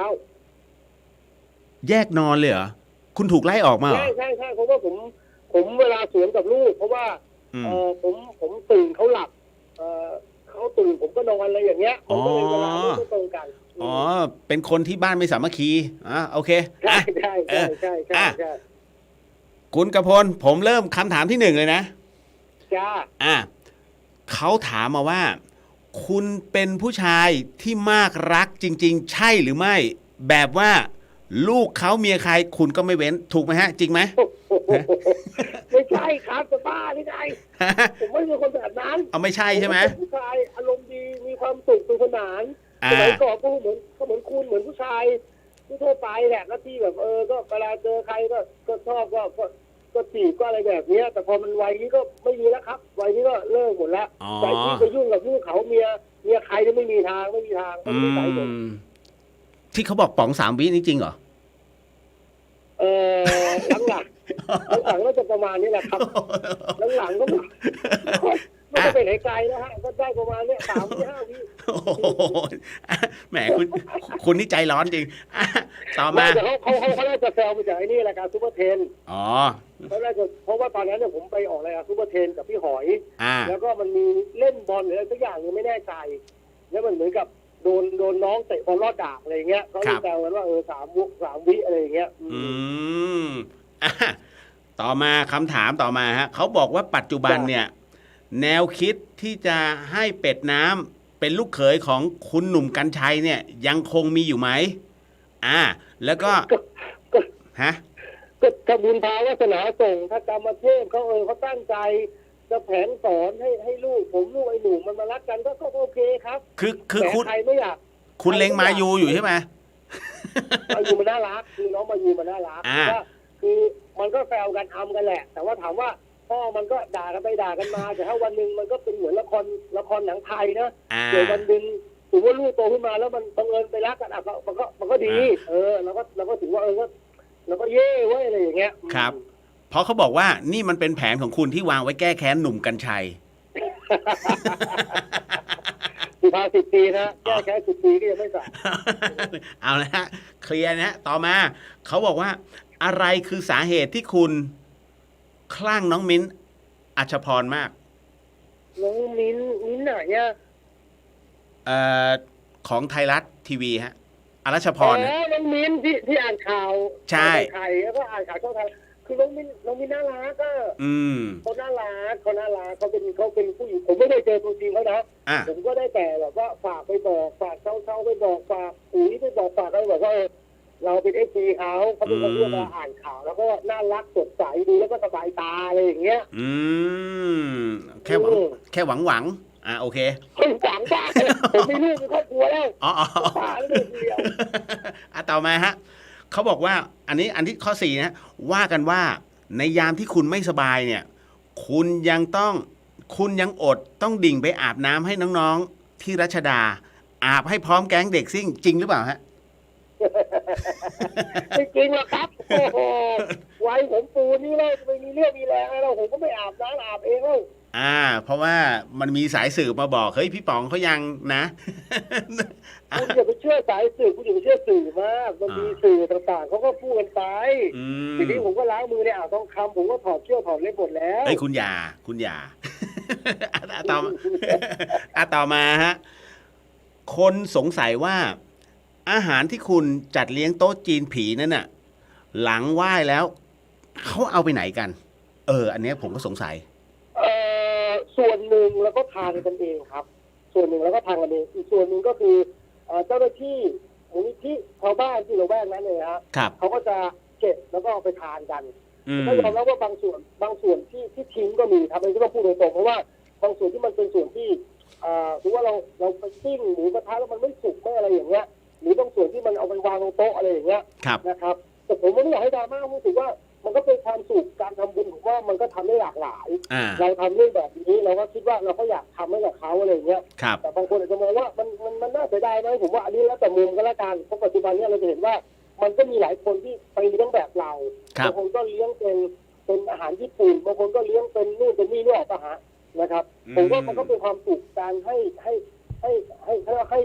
ให้บุญน่ะผมว่ามันก็มีหลายแบบการทำบุญให้ อั ทาน น นี้ให้ทานอันนี้ ทำบุญด้วยการทำบุญให้อะไรแบบเนี้ยใช่ใช่ใช่ อ๋อโอเคเข้าใจแล้วต่อมาฮะเขาถามมาว่า คุณเป็นคนที่หวงภรรยามาก แบบไม่ยอมให้ออกสื่อ เพราะกลัวหนุ่มๆมาเกาะแกะเมียคุณใช่หรือไม่ฮะ ไม่ใช่หรอกครับ คือภรรยาผมอ่ะเขาเป็นคนธรรมดาเขาไม่ใช่ดาราเขาเป็นคนธรรมดาแล้วเขาก็เป็นคนแบบชาวบ้านทั่วไปเขาก็เวลาเจอกล้องเขาก็ไม่คุ้นนึกออกป่ะแล้วก็เขารู้สึกว่าถ้าเกิดมีคนจำเขาได้เวลาเขาไปเดินซื้อซื้อของอะไรแบบเนี้ยเขาก็กลัวเขินกลัวโดนแซวกลัวคนอัมอะไรอย่างเงี้ยเขาไม่ใช่ดาราอย่างที่บอกเขาก็เลยจะบอกว่าไม่ค่อยอยากออกกล้องออกสื่อเท่าไหร่ ครับ ผมก็ไม่ได้ไปว่าเลยเขาบางคนก็เห็นเพราะว่าในโซเชียลมันก็มีรูปภรรยาผมออก ระหว่างที่ผมถ่ายกับลูกถ่ายกันก็มี แต่ว่าผมไม่ค่อยได้เขาไม่ค่อยได้ออกมาตามรายการมากเท่าไหร่นะ อืมครับอันนี้ก็ถือว่าไม่ได้หวง แต่ว่าเพียงแต่ว่าก็ไม่อยากเปิดเผยแค่นั้นแหละใช่ ต่อมา มีคนบอกว่าคุณชอบตด ในขณะที่บันทึกเทปรายการ จนคนข้างๆหันมามองหน้าคุณจริงหรือไม่ฮะ ก็จริงครับ ผมกั้นลมไม่อยู่ผมอ้วนอ่ะผมเป็นคนระบบขับถ่ายผมไม่ค่อยดีมันก็บางทีหัวกั้นไม่อยู่บางทีจังหวะก้นจังหวะเลยลมมันดันก้นเข้ามาก็ออกมาเป็นตดอะทำไงอะ โอ้โหกับคนคุณแม่งหน้าด้านเหรอ มันก็ไม่ได้บ่อยๆมันก็อาจจะมีบ้างอะไรอย่างเงี้ยอ๋อถือว่าฟังแล้วนะน้องๆที่ถามมาต่อมาคำถามที่8นะเขาบอกว่า คุณเป็นคนไม่มีศาสนาจริงหรือเปล่า มันมีสาเหตุไหมครับจะบอกว่าไม่มีมันก็ไม่เชิงครับนะเรียวคือผมก็เป็นคนที่โตมากับศาสนาคริสต์บ้านผมเป็นพุทธแล้วผมเป็นเพื่อนที่เป็นอิสลามมุสลิมเยอะมากใช่ผมก็เลยไม่ยึดติดแค่นั้นเองคือผมอะรับที่ศาสนาแล้วก็เลือกมุมที่เราแฮปปี้แล้วเรามีความสุขผมก็เลยเอาแต่มุมที่ผมโอเคที่ออกไปใช่ไหมผมก็ไม่ยึดติดแล้วผมก็รับหมดทุกศาสนาเพียงแต่ว่าผมไม่ยึดติดกับศาสนาใดกับศาสนาหนึ่งอะไรเงี้ยผมเชื่อว่าทุกศาสนาเนี่ยสอนให้คุณเป็นคนดีเป้าหมายเหมือนกันแต่วิธีในการมาเนี่ยมันอาจจะมีเหมือนและแตกต่างอะไรเงี้ยผมก็เลยคิดว่าถ้างั้นผมไม่ยึดติดกับศาสนาใดศาสนาหนึ่งก็แล้วกันพุทธก็ได้อิสลามก็ได้หรือว่าจะเป็นคุณแค่ยึดมั่นในความดีว่างั้นเถอะใช่เพราะว่าผมอะเจอสารเจอสิ่งศักดิ์สิทธิ์ผมก็ยกมือไหว้นะหรือว่าไปโบสถ์ไปอะไรอย่างเงี้ยผมก็เข้าโบสถ์เข้าอะไรนะหรือเพื่อนผมพาไปทำพิธีกรรมหรือทำพิธีอะไรผมก็ไปกับเขาอะไรอย่างเงี้ยครับอันนี้เห็นแล้วอันนี้ผมเป็นพยานให้กับพลได้นะเพราะว่าวันที่เขามาบริจาคลงศพที่นี่โอ้โหเป็นที่รักของทั้งแม่ชีแล้วก็ครูบาอาจารย์นะของวัดสายหินนะครับผมบอกไปก่อน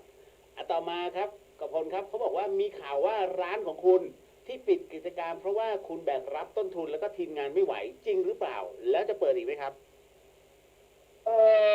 มันก็ไม่ได้จริง100%หรอกครับนั่นเองครับเพราะว่าช่วงนั้นมันเป็นโควิดช่วงสถานการณ์โควิดอะผมว่าทุกคนก็ประสบปัญหาเหมือนกันหมดแต่บังเอิญในสนามบอลที่คุณเคยไปเนี่ยเจ้าของสถานที่เนี่ยเขาแปลเปลี่ยนจากสนามฟุตบอลเนี่ยไปเป็นสนามเทนนิสเขาขอที่คืนมันก็ประจวบเหมาะกับที่ว่าช่วงโควิดพอดีผมก็เลยคิดว่าถ้างั้นเนี่ยก็เราก็ปิดร้านไปก่อนแล้วก็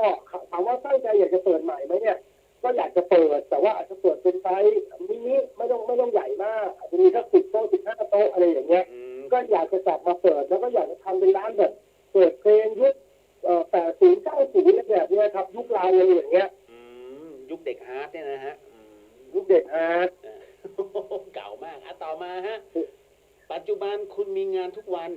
สาเหตุที่รับเพราะเมียจะได้จับไม่ได้ว่าคุณเป็นนักแวบถูกป่ะครับผมรับงานเพราะว่าลูกผมเล็กคือลูกผม2 คน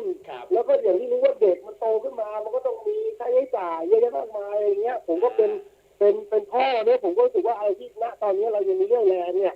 ผมก็พยายามทำออกมาจากบ้านเนี่ยก็คิดว่าเราออกมาทำงานเพื่อเก็บตังค์ไว้ให้ลูกอะไรอย่างเงี้ยครับไม่ได้คิดว่าจะแวบเลยผมแวบไม่เป็นแล้วเดี๋ยวนี้ผมก็อายุ56ก็คือเลี้ยวคุณกับผมก็พอกันผมจะไปไหนได้โอ้โหผมก็เสร็จแล้วต้องกลับบ้านคุณอย่าพูดอายุมากด้วยมันไม่ดีรุ่นนี้ ต่อมา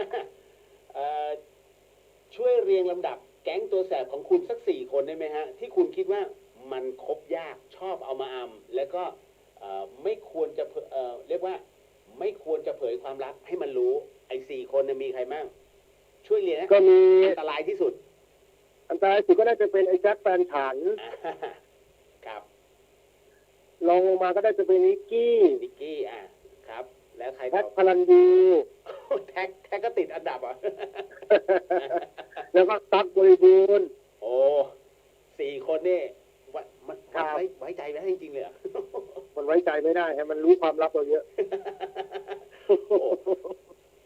สังเกตอย่างหนึ่งเนี่ย เท่าที่ผมถามมา10 กว่าข้อเนี่ยป๋องรู้สึกทุกคนเนี่ยเหมือนกับให้คุณในเครดิตทางแบบนะ ผู้ชายกลางคืนอย่างเงี้ยเนี่ย สังเกตได้ ผมก็เป็นผู้ชายกลางคืนจริงๆก็ผมทำงานกลางคืนมาตลอดครึ่งค่อนชีวิต ใช่ ผม ไหม ก็เป็นผู้ชายกลางคืนอยู่แล้ว มาคำถามต่อไปฮะ จะได้ไม่รบก ครั วน บ มากมีคนเข้าใจว่าคุณเนี่ยบูชาผีชีวิตถึงได้ปังขนาดนี้ใช่หรือไม่ฮะ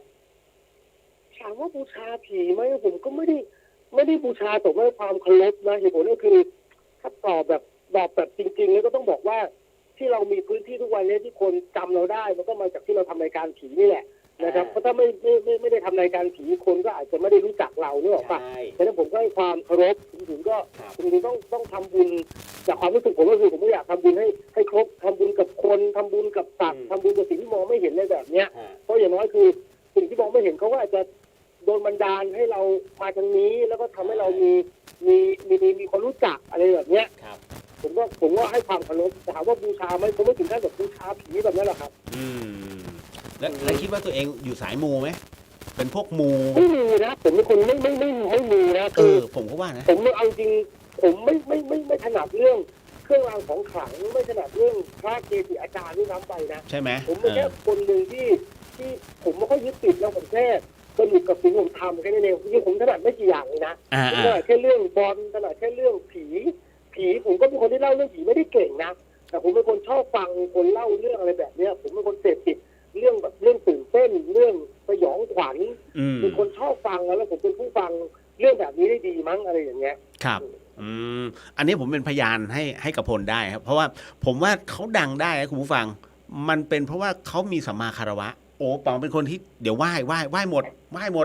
ว้คนนู้นเดินผ่านไหว้ใบไม้บีมันไหว้หมดเลยนะฮะ เขาใบไม้ปลิวมาไหว้มันก็ไม่ใช่คนปกติแล้วครับ นะโอ้คุณเป็นคนที่มีสัมมาคารวะจริงๆฮะต่อมาเขาบอกว่า คุณเป็นคนวางแผนชีวิตเขาถามว่าคุณเนี่ยวางแผนชีวิตให้ลูกไหมทั้งเป็ดน้ำแล้วก็ปลาวาฬไม่ได้วางแผนเลยครับเพราะรู้สึกว่าเด็กสมัยเนี้ยผมว่าไม่อยากไปตีคือผมก็ออกมาผมก็เป็นคนอยู่นอกกรอบเนี่ยแล้วก็อยู่ในกติกาแล้วก็อยู่ในกรอบเท่าไหร่แบบเนี้ยแต่พอเรามีลูกเรื่องผมก็ไม่ได้อยากไปตีกรอบให้เขาอ่ะคือเขาอยากจะทำอะไรเป็นอะไรก็แล้วแต่เขาเพียงแต่ผมแค่ขอให้เขาเป็นคนดีขอเขามีความรับผิดชอบแล้วก็ไม่ติดยาไม่ติดการพนันอะไรอย่างเงี้ยขอเขาเป็นคนดีผมว่าคำว่าคนดีมันน่าจะครอบคลุมแล้วคำว่าคนดีคือหมายถึงว่าดีทั้งภายนอกและดีทั้งภายในแล้วก็อย่าให้เป็นเด็กที่ไม่ต้องเรียนเก่งหรอกครับแต่แค่ขอให้เอาตัวรอดได้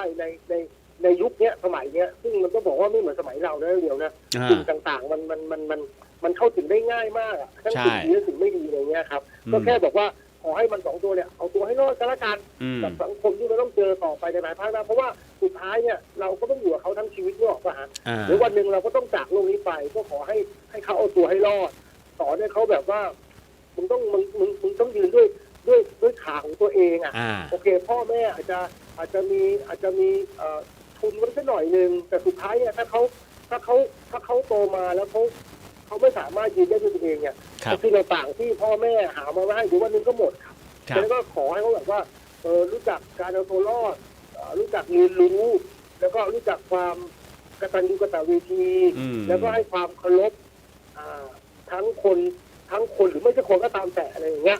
ผมแค่รู้สึกอย่างนั้นแค่นี้ก็ขอว่าเช่นผมจะไม่ตีขอบลูกเลยครับว่าโตขึ้นไปคุณต้องเป็นอย่างนี้ไม่เลยครับก็แล้วแต่เขา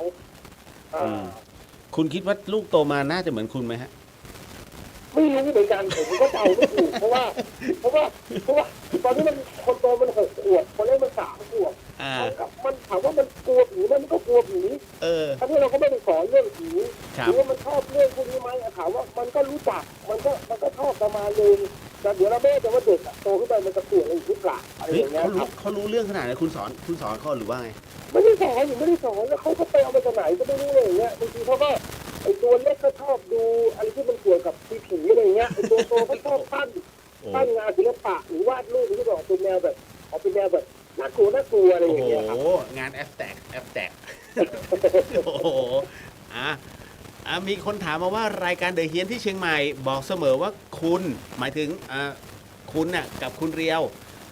จัดด้วยกันทำไมคุณถึงไม่มาจัดเลย หรือกลัวว่าหล่อน้อยกว่าคุณเรียวเขาโอ้โหนี่เป็นไง ผมไม่กล้าเกิดเรียหรอกเขาเรียเขาหล่ออยู่แล้วแต่ว่า คือผมไม่อยากจัดกันได้เลยแต่ว่าไอ้ครั้งที่เราจะเดินทางไปเชียงใหม่มันก็ไม่ใกล้เลยกรุงเทพนะมันก็อาจจะเป็นการผมไม่ได้จะว่ายุคสมัยนี้มันสามารถที่จะสตรีมมิ่งหรือว่าอาจจะแบบว่านักเรียนอยู่นี่แล้วมันสามารถจะผ่านทางออนไลน์โซเชียลได้ไหมเห็นหน้าพวกเรา แล้วก็รับสายผมไม่อยากทำนะอะไรอย่างเงี้ยแต่ไม่รู้มันจะเป็นไปได้น้อยมากขนาดไหนแต่ว่าโลกมันแคบลงผมว่ามันสามารถทำได้ถ้าสมมติว่าเราเซตระบบดีๆอ่ะผมว่าคุณอยู่ไหนผมอยู่ไหนมันก็สามารถจะจัดได้การด้วยกันได้ น่าสนใจว่ะอันเนี้ยเวิร์กโอ้ยขอบคุณมากเลยครับสำหรับคนที่มาถามแบบนี้ต่อมาฮะเขาถามมาว่า คุณกลัวอะไรมากที่สุดในชีวิตระหว่างเงาะผีหรือเมียจับได้3 อย่าง เงาะผมไม่กลัวเงาะทำไมอ่ะ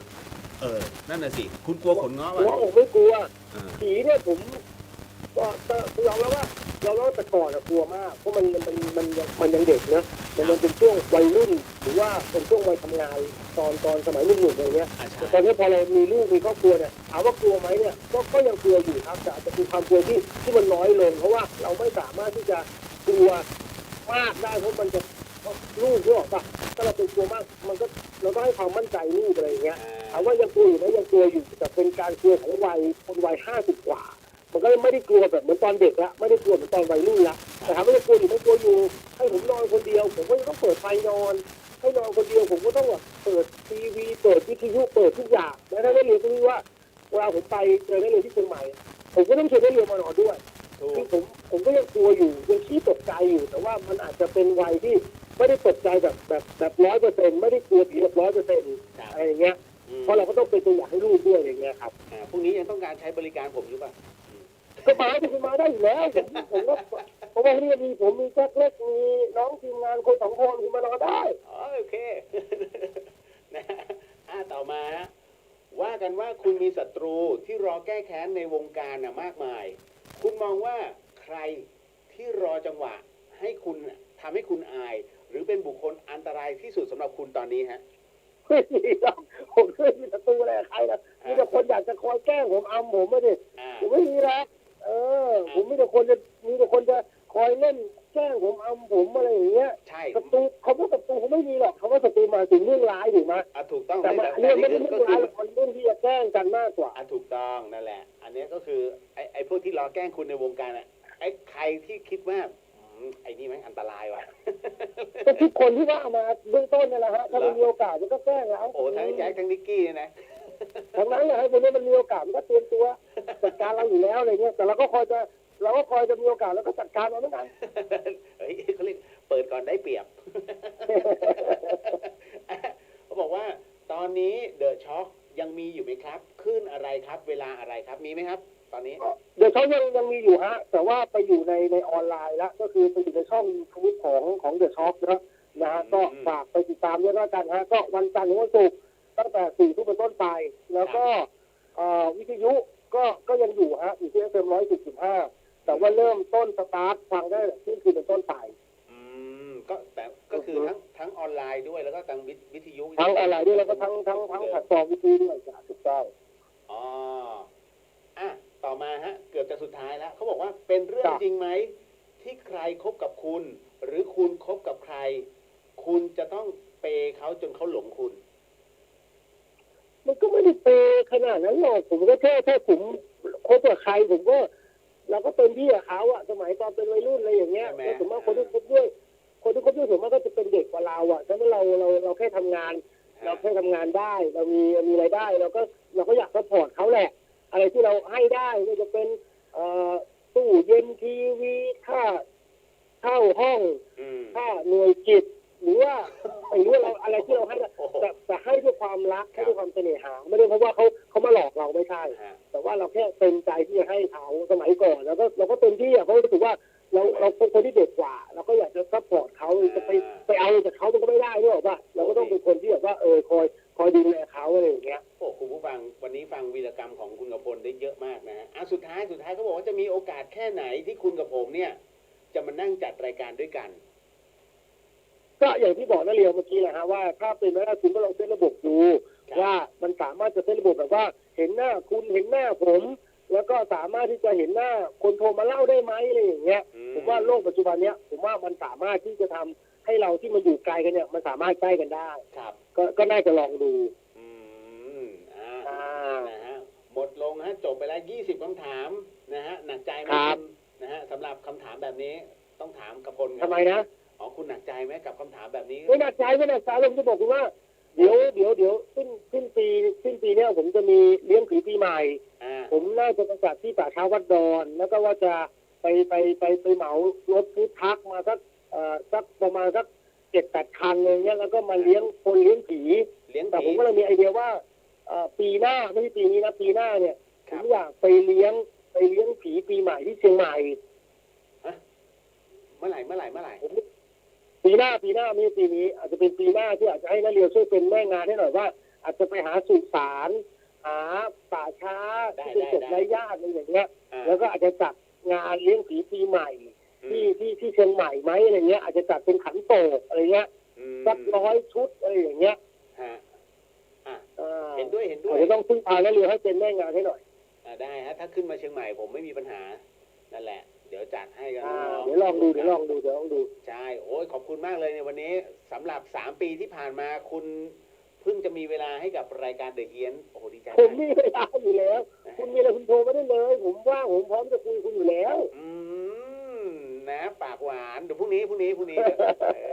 ถึงกี่โมงครับพรุ่งนี้ถึงเชียงใหม่กี่โมง พรุ่งนี้ผมเดินทางออกจากนี่มา10 โมงน่าถึงที่นู่นมา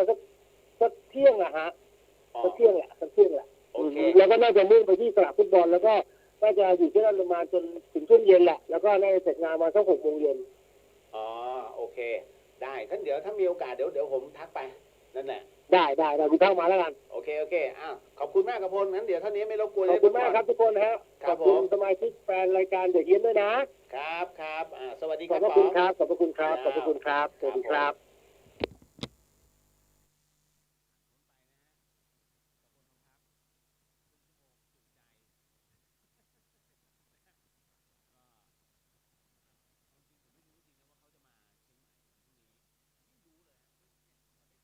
อ้าวเฮ้ยมาแล้วเหรอเอามาผมชดใช้ให้ก่อนสำหรับท่านที่ดูค้างเอาไว้นะนิดนึงเรามาต่อยอดกันเลยนะฮะก็เดี๋ยวนะครับตึ๊ดอันนี้หนูเล็กดูแล้วนะเหมือนกันเมื่อกี้ฮะแล้วก็มาของ คุณไมค์บอกว่ามีอีก5 นาทีนะฮะรบกวนบ้างนะคะเผื่อทันกำลังจะจองทะเบียนอ๋อหมายถึงทะเบียนรถใช่ไหมสมควรไหม5465จองไปเลยฮะเลขดีมากนะฮะแล้วก็หนูเล็กบอกรอกรีดพี่ป๋องนั่นแหละไปแล้วฮะกรีดนี่คือโดนน้ำมนต์เนี่ย ต่อมานะฮะพี่โน้ตบอกได้ยินจ้าหนูเล็กบอกได้ยินอู้อี้นะครับแล้วก็มาถึงเมื่อกี้พอดี ในส่วนของหัวไมค์ผมก็ตอนแรกจะได้ยินไหม นะครับตามมาด้วยฮึบเดี๋ยวนะฮะอันนี้หนูเล็กบอกสวัสดีครับพี่ป๋องไปแล้วนะฮะพี่ขวัญตาบอกสวัสดีคุณป๋องขอกรี๊ดนิดนึงตัวจริงเสียงจริงไหมคะสุภาพจังค่ะเห็นรายการอื่นเป็นตัวของตัวเองมากกว่านี้นะคะ คือป๋องอะด้วยนิสัยเขาจะอยู่ต่อหน้าหรือว่ารับหลังเนี่ยเขาเป็นคนที่น่ารักมากนะฮะเพราะฉะนั้นเราจะไปบอกโอ้โหหน้าตาอย่างนี้ไม่ใช่ป๋องเป็นคนที่สุภาพมากแล้วก็เฮ้ยเวลามีอะไรเนี่ยเขาจะให้ผมนำหน้าเสมอเพื่อนผมคนนี้ฮะ ปวดหัวมากนะฮะเดี๋ยวพรุ่งนี้ก็คงเจอฮะนะครับพี่ป๋องมีผีตามไหมนะฮะ คุณเฉลิมพรพี่ป๋องนูโวเขาอยู่ที่เดียวกันนะฮะกรุงเทพคริสเตียนนะ นะน้องแหม่มฟังคำตอบพี่ป๋องแล้วหลอนนะคะ พี่ป๋องไม่ได้หลอกเราใช่ไหมคะ โดยเฉพาะเรื่องน้องๆมันพูดความจริงฮะผมเป็นพยานได้ นะฮะอันนี้คุณจานสวัสดีค่ะเอิร์ธสวัสดีครับพี่เรียวเวลาพี่ป๋องกับพี่เรียวคู่กันผมชอบนึกถึงละครไทยที่คู่พระเอกเป็นฝาโอ้โหเฮ้ยเอิร์ธพี่ไม่อยากอ่านต่อ หลายคนบอกพี่เรียวกับพี่ป๋องพี่น้องกันหรือเปล่าจะดีใจดีไหมเนี่ย แล้วอีกคนถูกพรากไปอยู่กับโจรป่า ส่วนอีกคนก็โตมากับหลวงตา ชื่นชมทั้งสองท่านครับ ขอให้ทั้งสองท่านสุขภาพร่างกายแข็งแรงเสมอนะคุณปาวน่ารักดีขอบคุณค่ะ อย่างฮาคุณเลียวเขินๆ นะฮะคือผมกับเขาอะก็30 กว่าปีแล้ว แต่นู่นแต่ไหนแต่ไหนแต่ไรฮะกับพลทองพลับนะฮะก็เดี๋ยวนะฮะพอดีว่า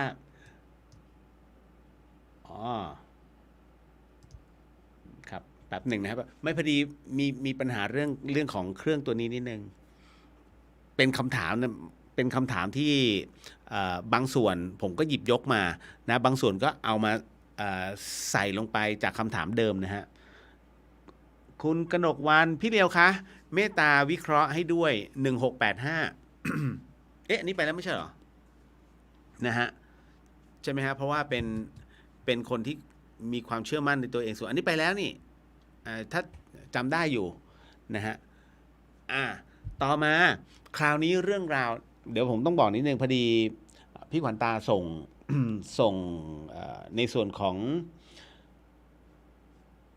เป็นคลิปใช่ไหมฮะของแม่ชีอะไรหมอปลายกระซิบอะ นะฮะเอามาแล้วก็ได้รับรู้ในสิ่งที่ท่านได้ทำเอาไว้แล้วก็ท่านก็ขอโทษนะฮะตรงนี้ว่าเป็นความผิดพลาดนะฮะเนื่องมาจากว่า ท่านก็บอกว่าท่านไลฟ์สดจริงขายของจริงจากศรีลังกาเพื่อที่จะนำเอาปัจจัยนั้นไปสร้าง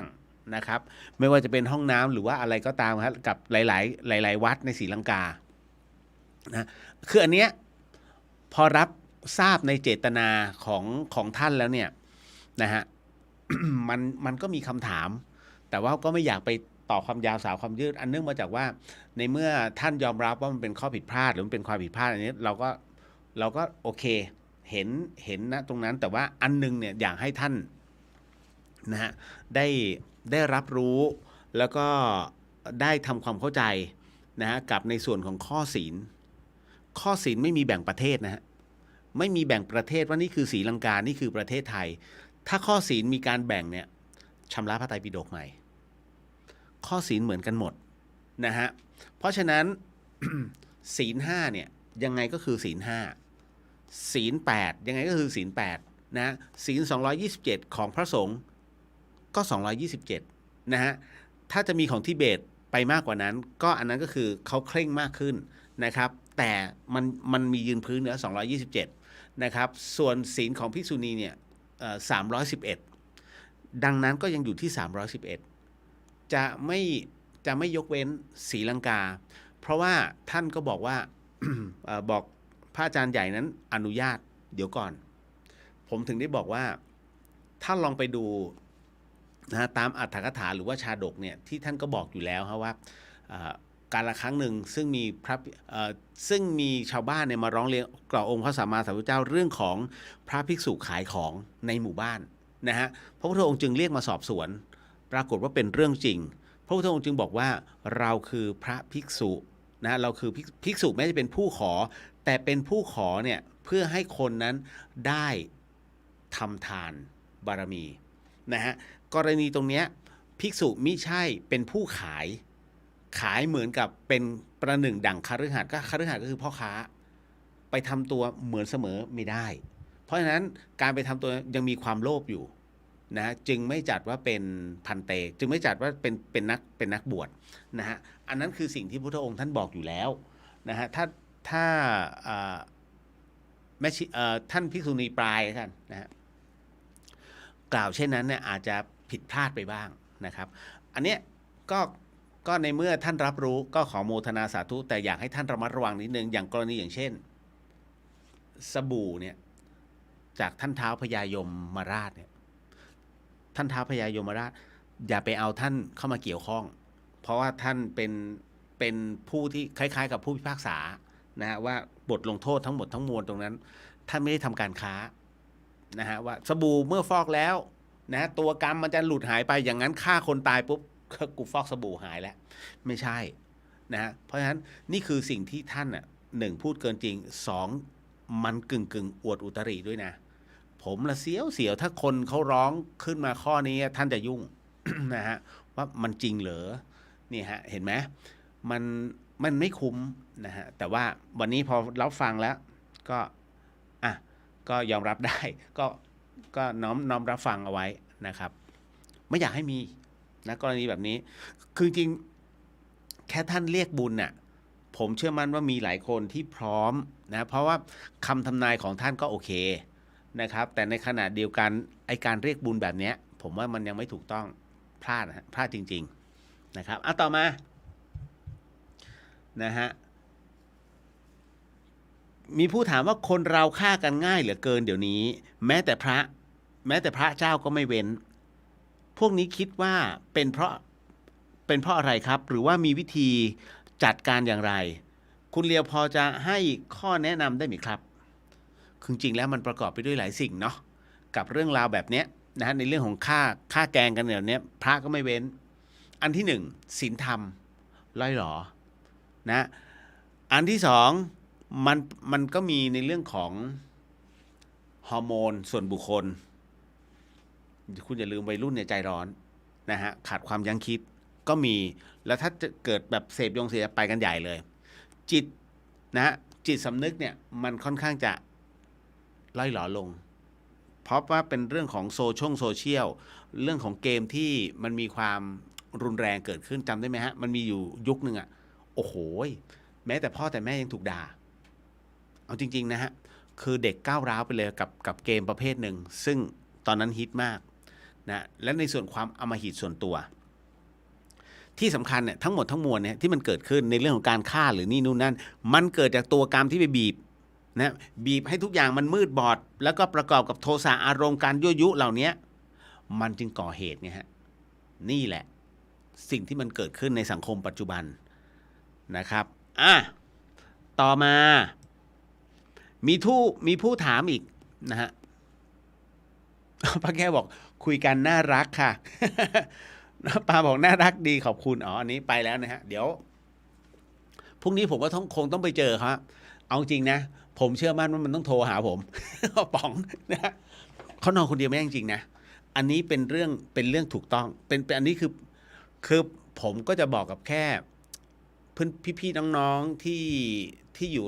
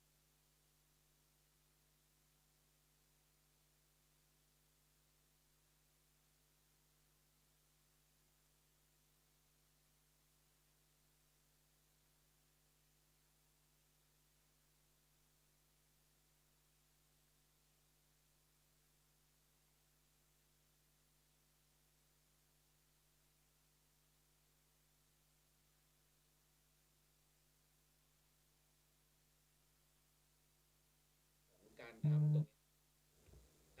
เพราะว่าในส่วนของเขาเรียกอย่างนี้ฮะการที่เอาก๋วยเตี๋ยวไปช่วยเนี่ยนะครับอะไรนะฮะไม่ได้ยินเสียงคุณเรียวค่ะ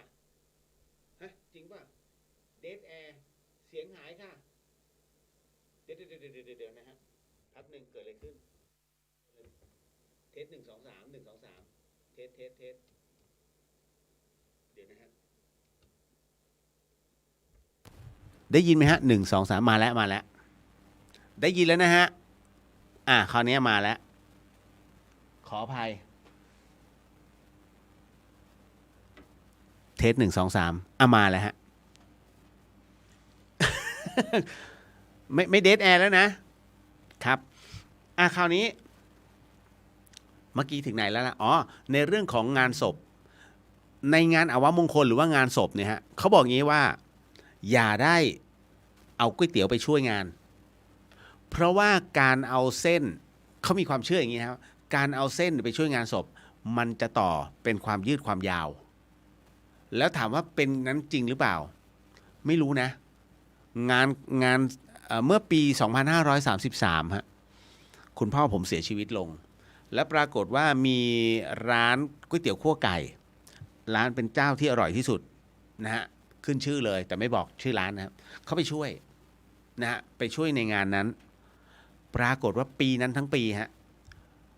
ทั้ง ทั้งรัตนสมบูรณ์ทั้งภาวิไลทั้งปัญญาลชุนนะฮะ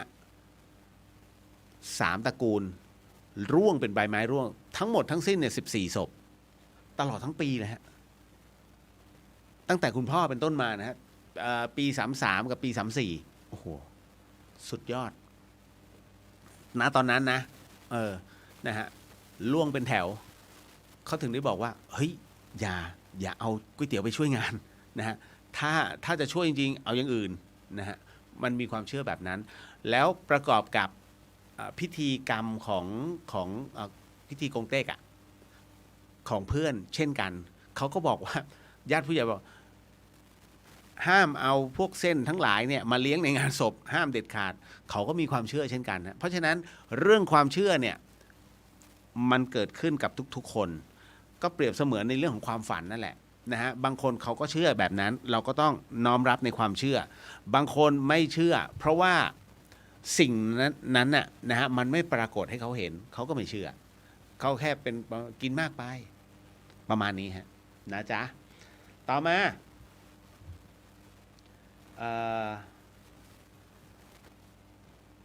เราชอบกินอะไร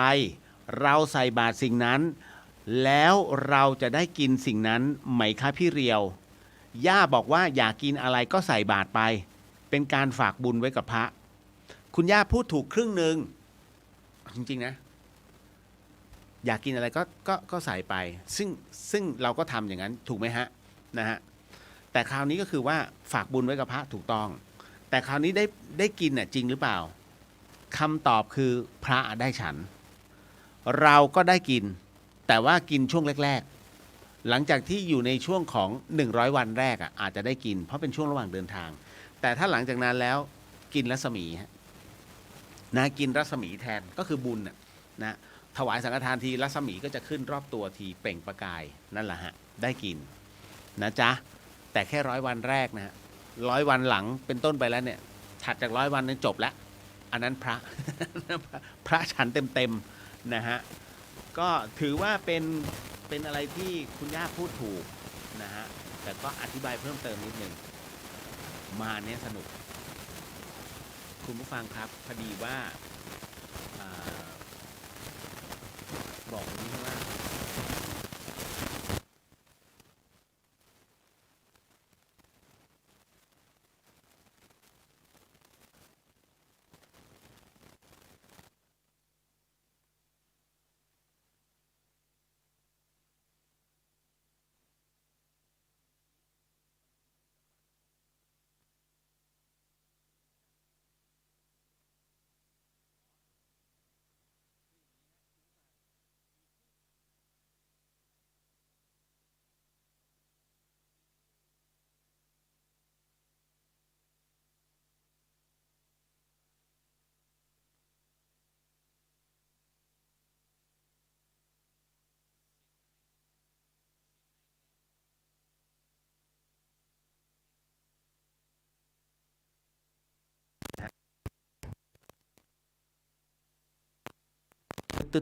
ด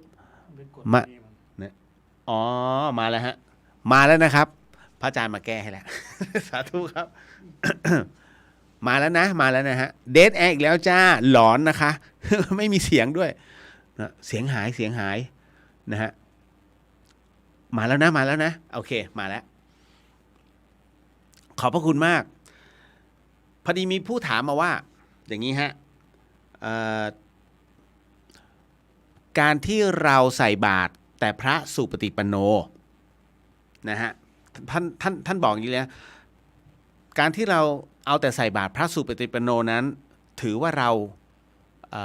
เห็นแก่ตัวแล้วไม่น่าจะได้บุญเพราะเรามีใจต้องการจะใส่แต่พระสุปฏิปันโนแล้วอย่างนี้ทำให้พระทั่วๆไปนะท่านก็ไม่ได้ใส่สิอันนี้เขาไม่เห็นด้วยนี่คือสิ่งที่ท่านส่งมาให้แต่พอดีไอ้ตัวที่ก๊อปหาย นะเพราะเมื่อกี้เครื่องคอมผมดับเองนะฮะก่อนที่ป๋องจะเข้ามาแล้วมันรันอีกทีหนึ่งต่อมาคราวนี้ก็จะมาตอบคำถามอย่างนี้ฮะเข้าใจใช่ไหมฮะว่าถ้าเรามัวแต่ตั้งจิตตั้งใจจะเอาแต่ใส่บาตรพระสุปฏิปันโนนะฮะโดยที่ไม่สนใจพระรูปอื่นเนี่ยอย่างนี้ก็ไม่ได้บุญสินะฮะเพราะว่าเราทำบุญหวังผลถูกไหมฮะคำตอบก็คือว่าถูกต้องไม่ใช่ไม่ได้บุญแต่เราทำบุญหวังผลฮะใครทำบุญไม่หวังผลไม่มีนะฮะทำบุญไม่หวังผลเนี่ยมั่นใจหรือถูกไหมฮะแค่เราตั้งใจจะใส่บาตรแค่ตั้งใจจะใส่บาตรใส่เพื่อก็บุญไงเพราะฉะนั้นหวังผลผมเลยยิงคำถามผมเลยยิงข้อคำถามไปว่าคุณป้าครับระหว่างเงิน1 ล้าน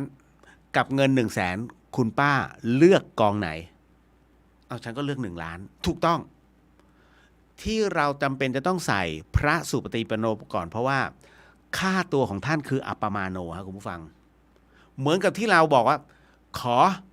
ขอทำงานก่อนขอทำงานเมื่อรวยเมื่อไหร่หรือว่าซื้อหวยก่อนเมื่อรวยเมื่อไหร่เราก็จะเอาเงินตรงนั้นน่ะไปทำบุญให้กับวัดต่างๆหรือว่าพระศาสนาถูกไหมฮะเช่นกันคนที่ทำบุญเนี่ยเขาจึงเลือกพระสุปฏิปันโนก่อนทำไมจึงเป็นเช่นนั้นต้องการรวยก่อนนั่นคือเมื่อทำบุญกับพระสุปฏิปันโนปุ๊บค่าตัวท่านคืออัปปมาโนเมื่อทำบุญเป็นค่าตัวอัปปมาโนเสร็จปุ๊บรับรองว่าทำบุญ1 ทัพพีได้กินไปตลอดชาติเกิดอีกทีก็ยังมีกินมีใช้ไปตลอดนี่เมื่อทำแล้วคราวนี้เมื่อเ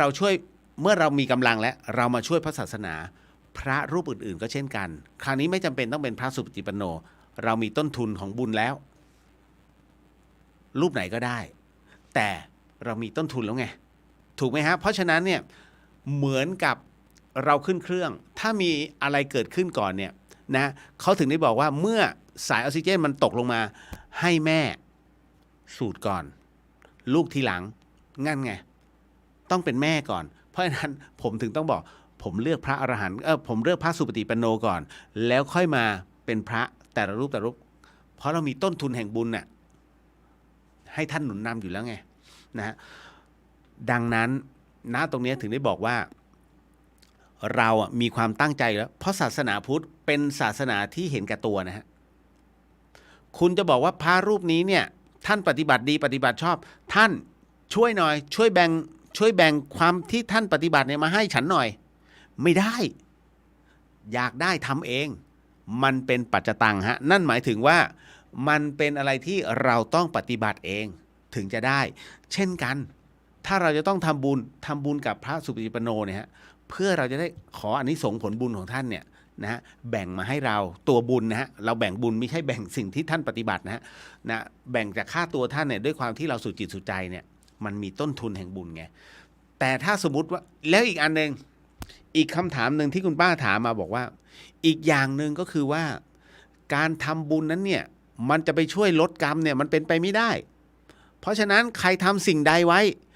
มันก็ต้องได้สิ่งนั้นโอ้โหคือแกก็สอนผมก็เลยสอนแกกลับ คุณป้าครับ ถ้าทำบุญแล้วมันไม่สามารถจะลบล้างกรรมที่เราเคยทำมาเนี่ยได้นะฮะเลิกเรียนฮะเรื่องกฎแห่งกรรมจริงๆเลิกเชื่อได้เลยฮะเรื่องกฎแห่งกรรมเพราะอะไรเอ้าก็ฉันทำกรรมตรงนี้ไว้ต่อให้ฉันทำบุญแค่ไหนกรรมตัวนี้ก็ไม่ลดไม่ใช่ผมถึงว่าไม่ใช่กรรมเนี่ยแน่นอนที่สุดมันก็ยังอยู่ผมยกตัวอย่างเช่นคุณละลายน้ำเกลือในแก้วน้ำเกลือคือการกระทำที่ผ่านมาของเราเป็นกรรมถูกไหมฮะกรรมที่ผ่านมาเนี่ยมันเป็นน้ำเกลือแต่วันนี้คุณจะเติมเค็มอีกไหมล่ะเติมเค็มอีกก็เอาเกลือใส่ลงไปนั่นก็คือเราก็ยังชั่วเหมือนเดิมมันก็เค็มขึ้นแต่เมื่อไหร่ก็ตามที่เราอยากจะบั่นทอนความเค็มลงนะฮะก็คือเริ่มสำนึกทำความดีเราทำบุญไอ้บุญนะมันก็มาเติมใหม่แก้วเดียวกันแหละแล้วเติมไปถามว่ามันยังเค็มอยู่ไหมก็เค็มแต่เค็มน้อยลงจนกระทั่งจนสุดแล้วถามว่าเมื่อหยดน้ำมาแทนที่จากน้ำเกลือเนี่ยน้ำเกลือนั้นเนี่ยนะฮะมันยังมีความเค็มอยู่ไหมเค็มแต่เค็มถ้าคุณเนี่ยแทบจะไม่รู้สึกเลยถ้าลองเอากระดาษลิสต์มาสมาปุ๊บเนี่ยเอาง่ายๆมันยังมีความเขาเรียกยังมีความกร่อยอยู่มันไม่ได้บริสุทธิ์เหมือนน้ำนั่นคือตัวกรรมที่มันยังคงสะสมอยู่แต่กรรมนั้นมันเริ่มลดลงแล้วนั่นแหละฮะแกถึงเงียบผมชี้ให้เห็นเลยฮะว่าเรื่องกฎแห่งกรรมแก้ได้ไหมกรรมแก้ได้โดยที่เราทำกรรมดีที่มันใหญ่กว่าแล้วเติมลงไปแต่มันไม่ได้ล้างทั้งหมดเท่านั้นเองฮะมันก็ยังคงมีกรรมที่รอชดใช้เพียงแต่ว่าวันนี้เราอาจจะถูกรถชนถ้าเรายังไม่ทำกรรมดีแต่พอทำกรรมดีที่ใหญ่กว่าเสร็จปุ๊บจากที่กรรมมันจะต้องถูกรถชนนะฮะคุณอาจจะถูกแค่ล้อจักรยานจึงถลอกนิดๆแต่มันก็ยังดีกับรถชนนะคุณเดี้ยงดีไม่ดีตายเลยถูกไหมฮะเพราะฉะนั้นนี่คือตัวอานิสงส์ที่ไปลบล้างกรรมไงฮะแกก็เงียบเจอสอนกลับ ไม่ใช่บอกว่าเราเก่งนะเพียงแต่ว่ามันมีตรรกะของมันเป็นแพทเทิร์นของตัวกรรมอยู่แล้วนะฮะก็เลยชี้แจงผ่านออกอากาศมันเป็นคำถามที่เขาถามมานะฮะต่อมา คุณปาบอกพระอาจารย์มาช่วยเหรอครับถูกต้องครับพระอาจารย์มาช่วยฮะนะครับ คุณนายบอกว่ามาแล้วค่ะนะฮะแล้วก็คุณแมนนี่บอกว่าจะมีเสียงนาฬิกาปลุกดังอีกไหม ไม่มีหรอกวันก่อนนั้นส่งมาให้ผมนี่ไง ได้ยินอันนั้นนะฮะพี่เลียวคะน้องจะทำยังไงดีกับคนที่มายืมเงินแล้วไม่ใช้แถมยังไปกินหรูให้เราเห็นอีกค่ะโอ้โห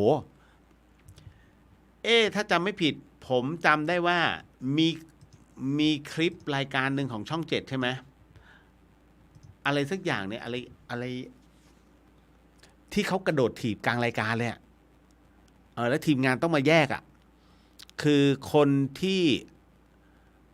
เบี้ยวเขาแล้วก็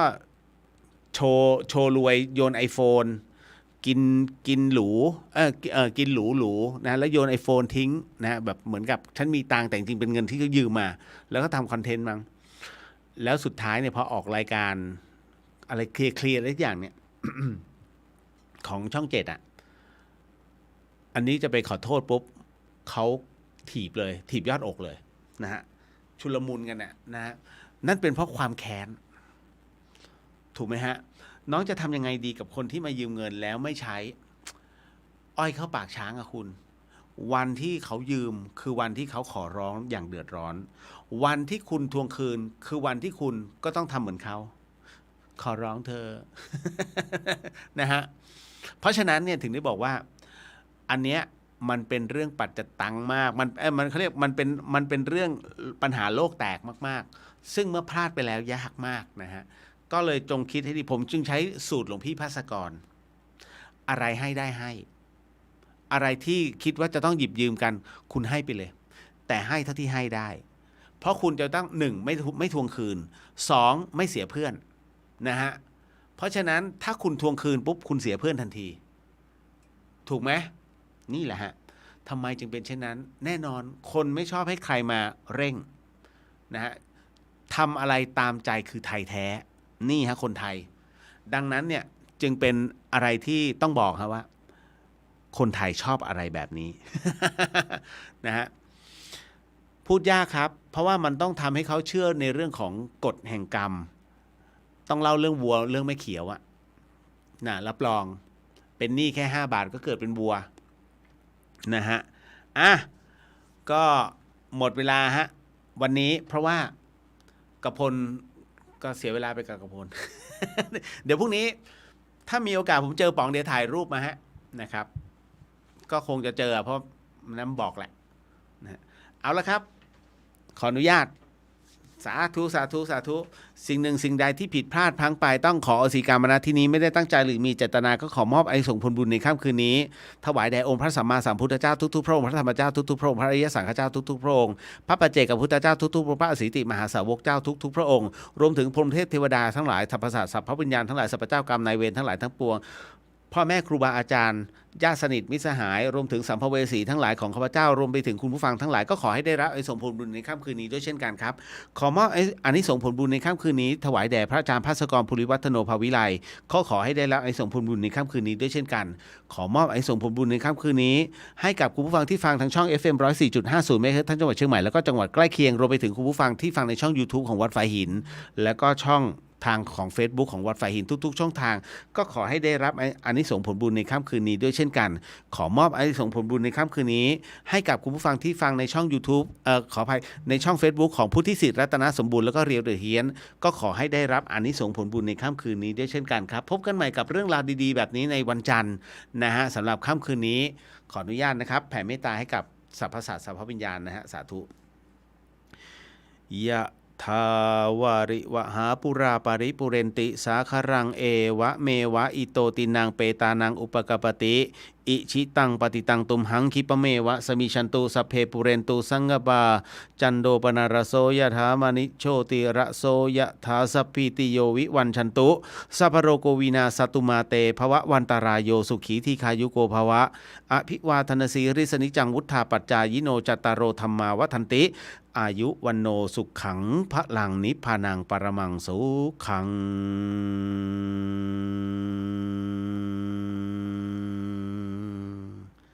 สาธุสาธุสาธุครับแล้วเจอกันเนาะบ๊ายบาย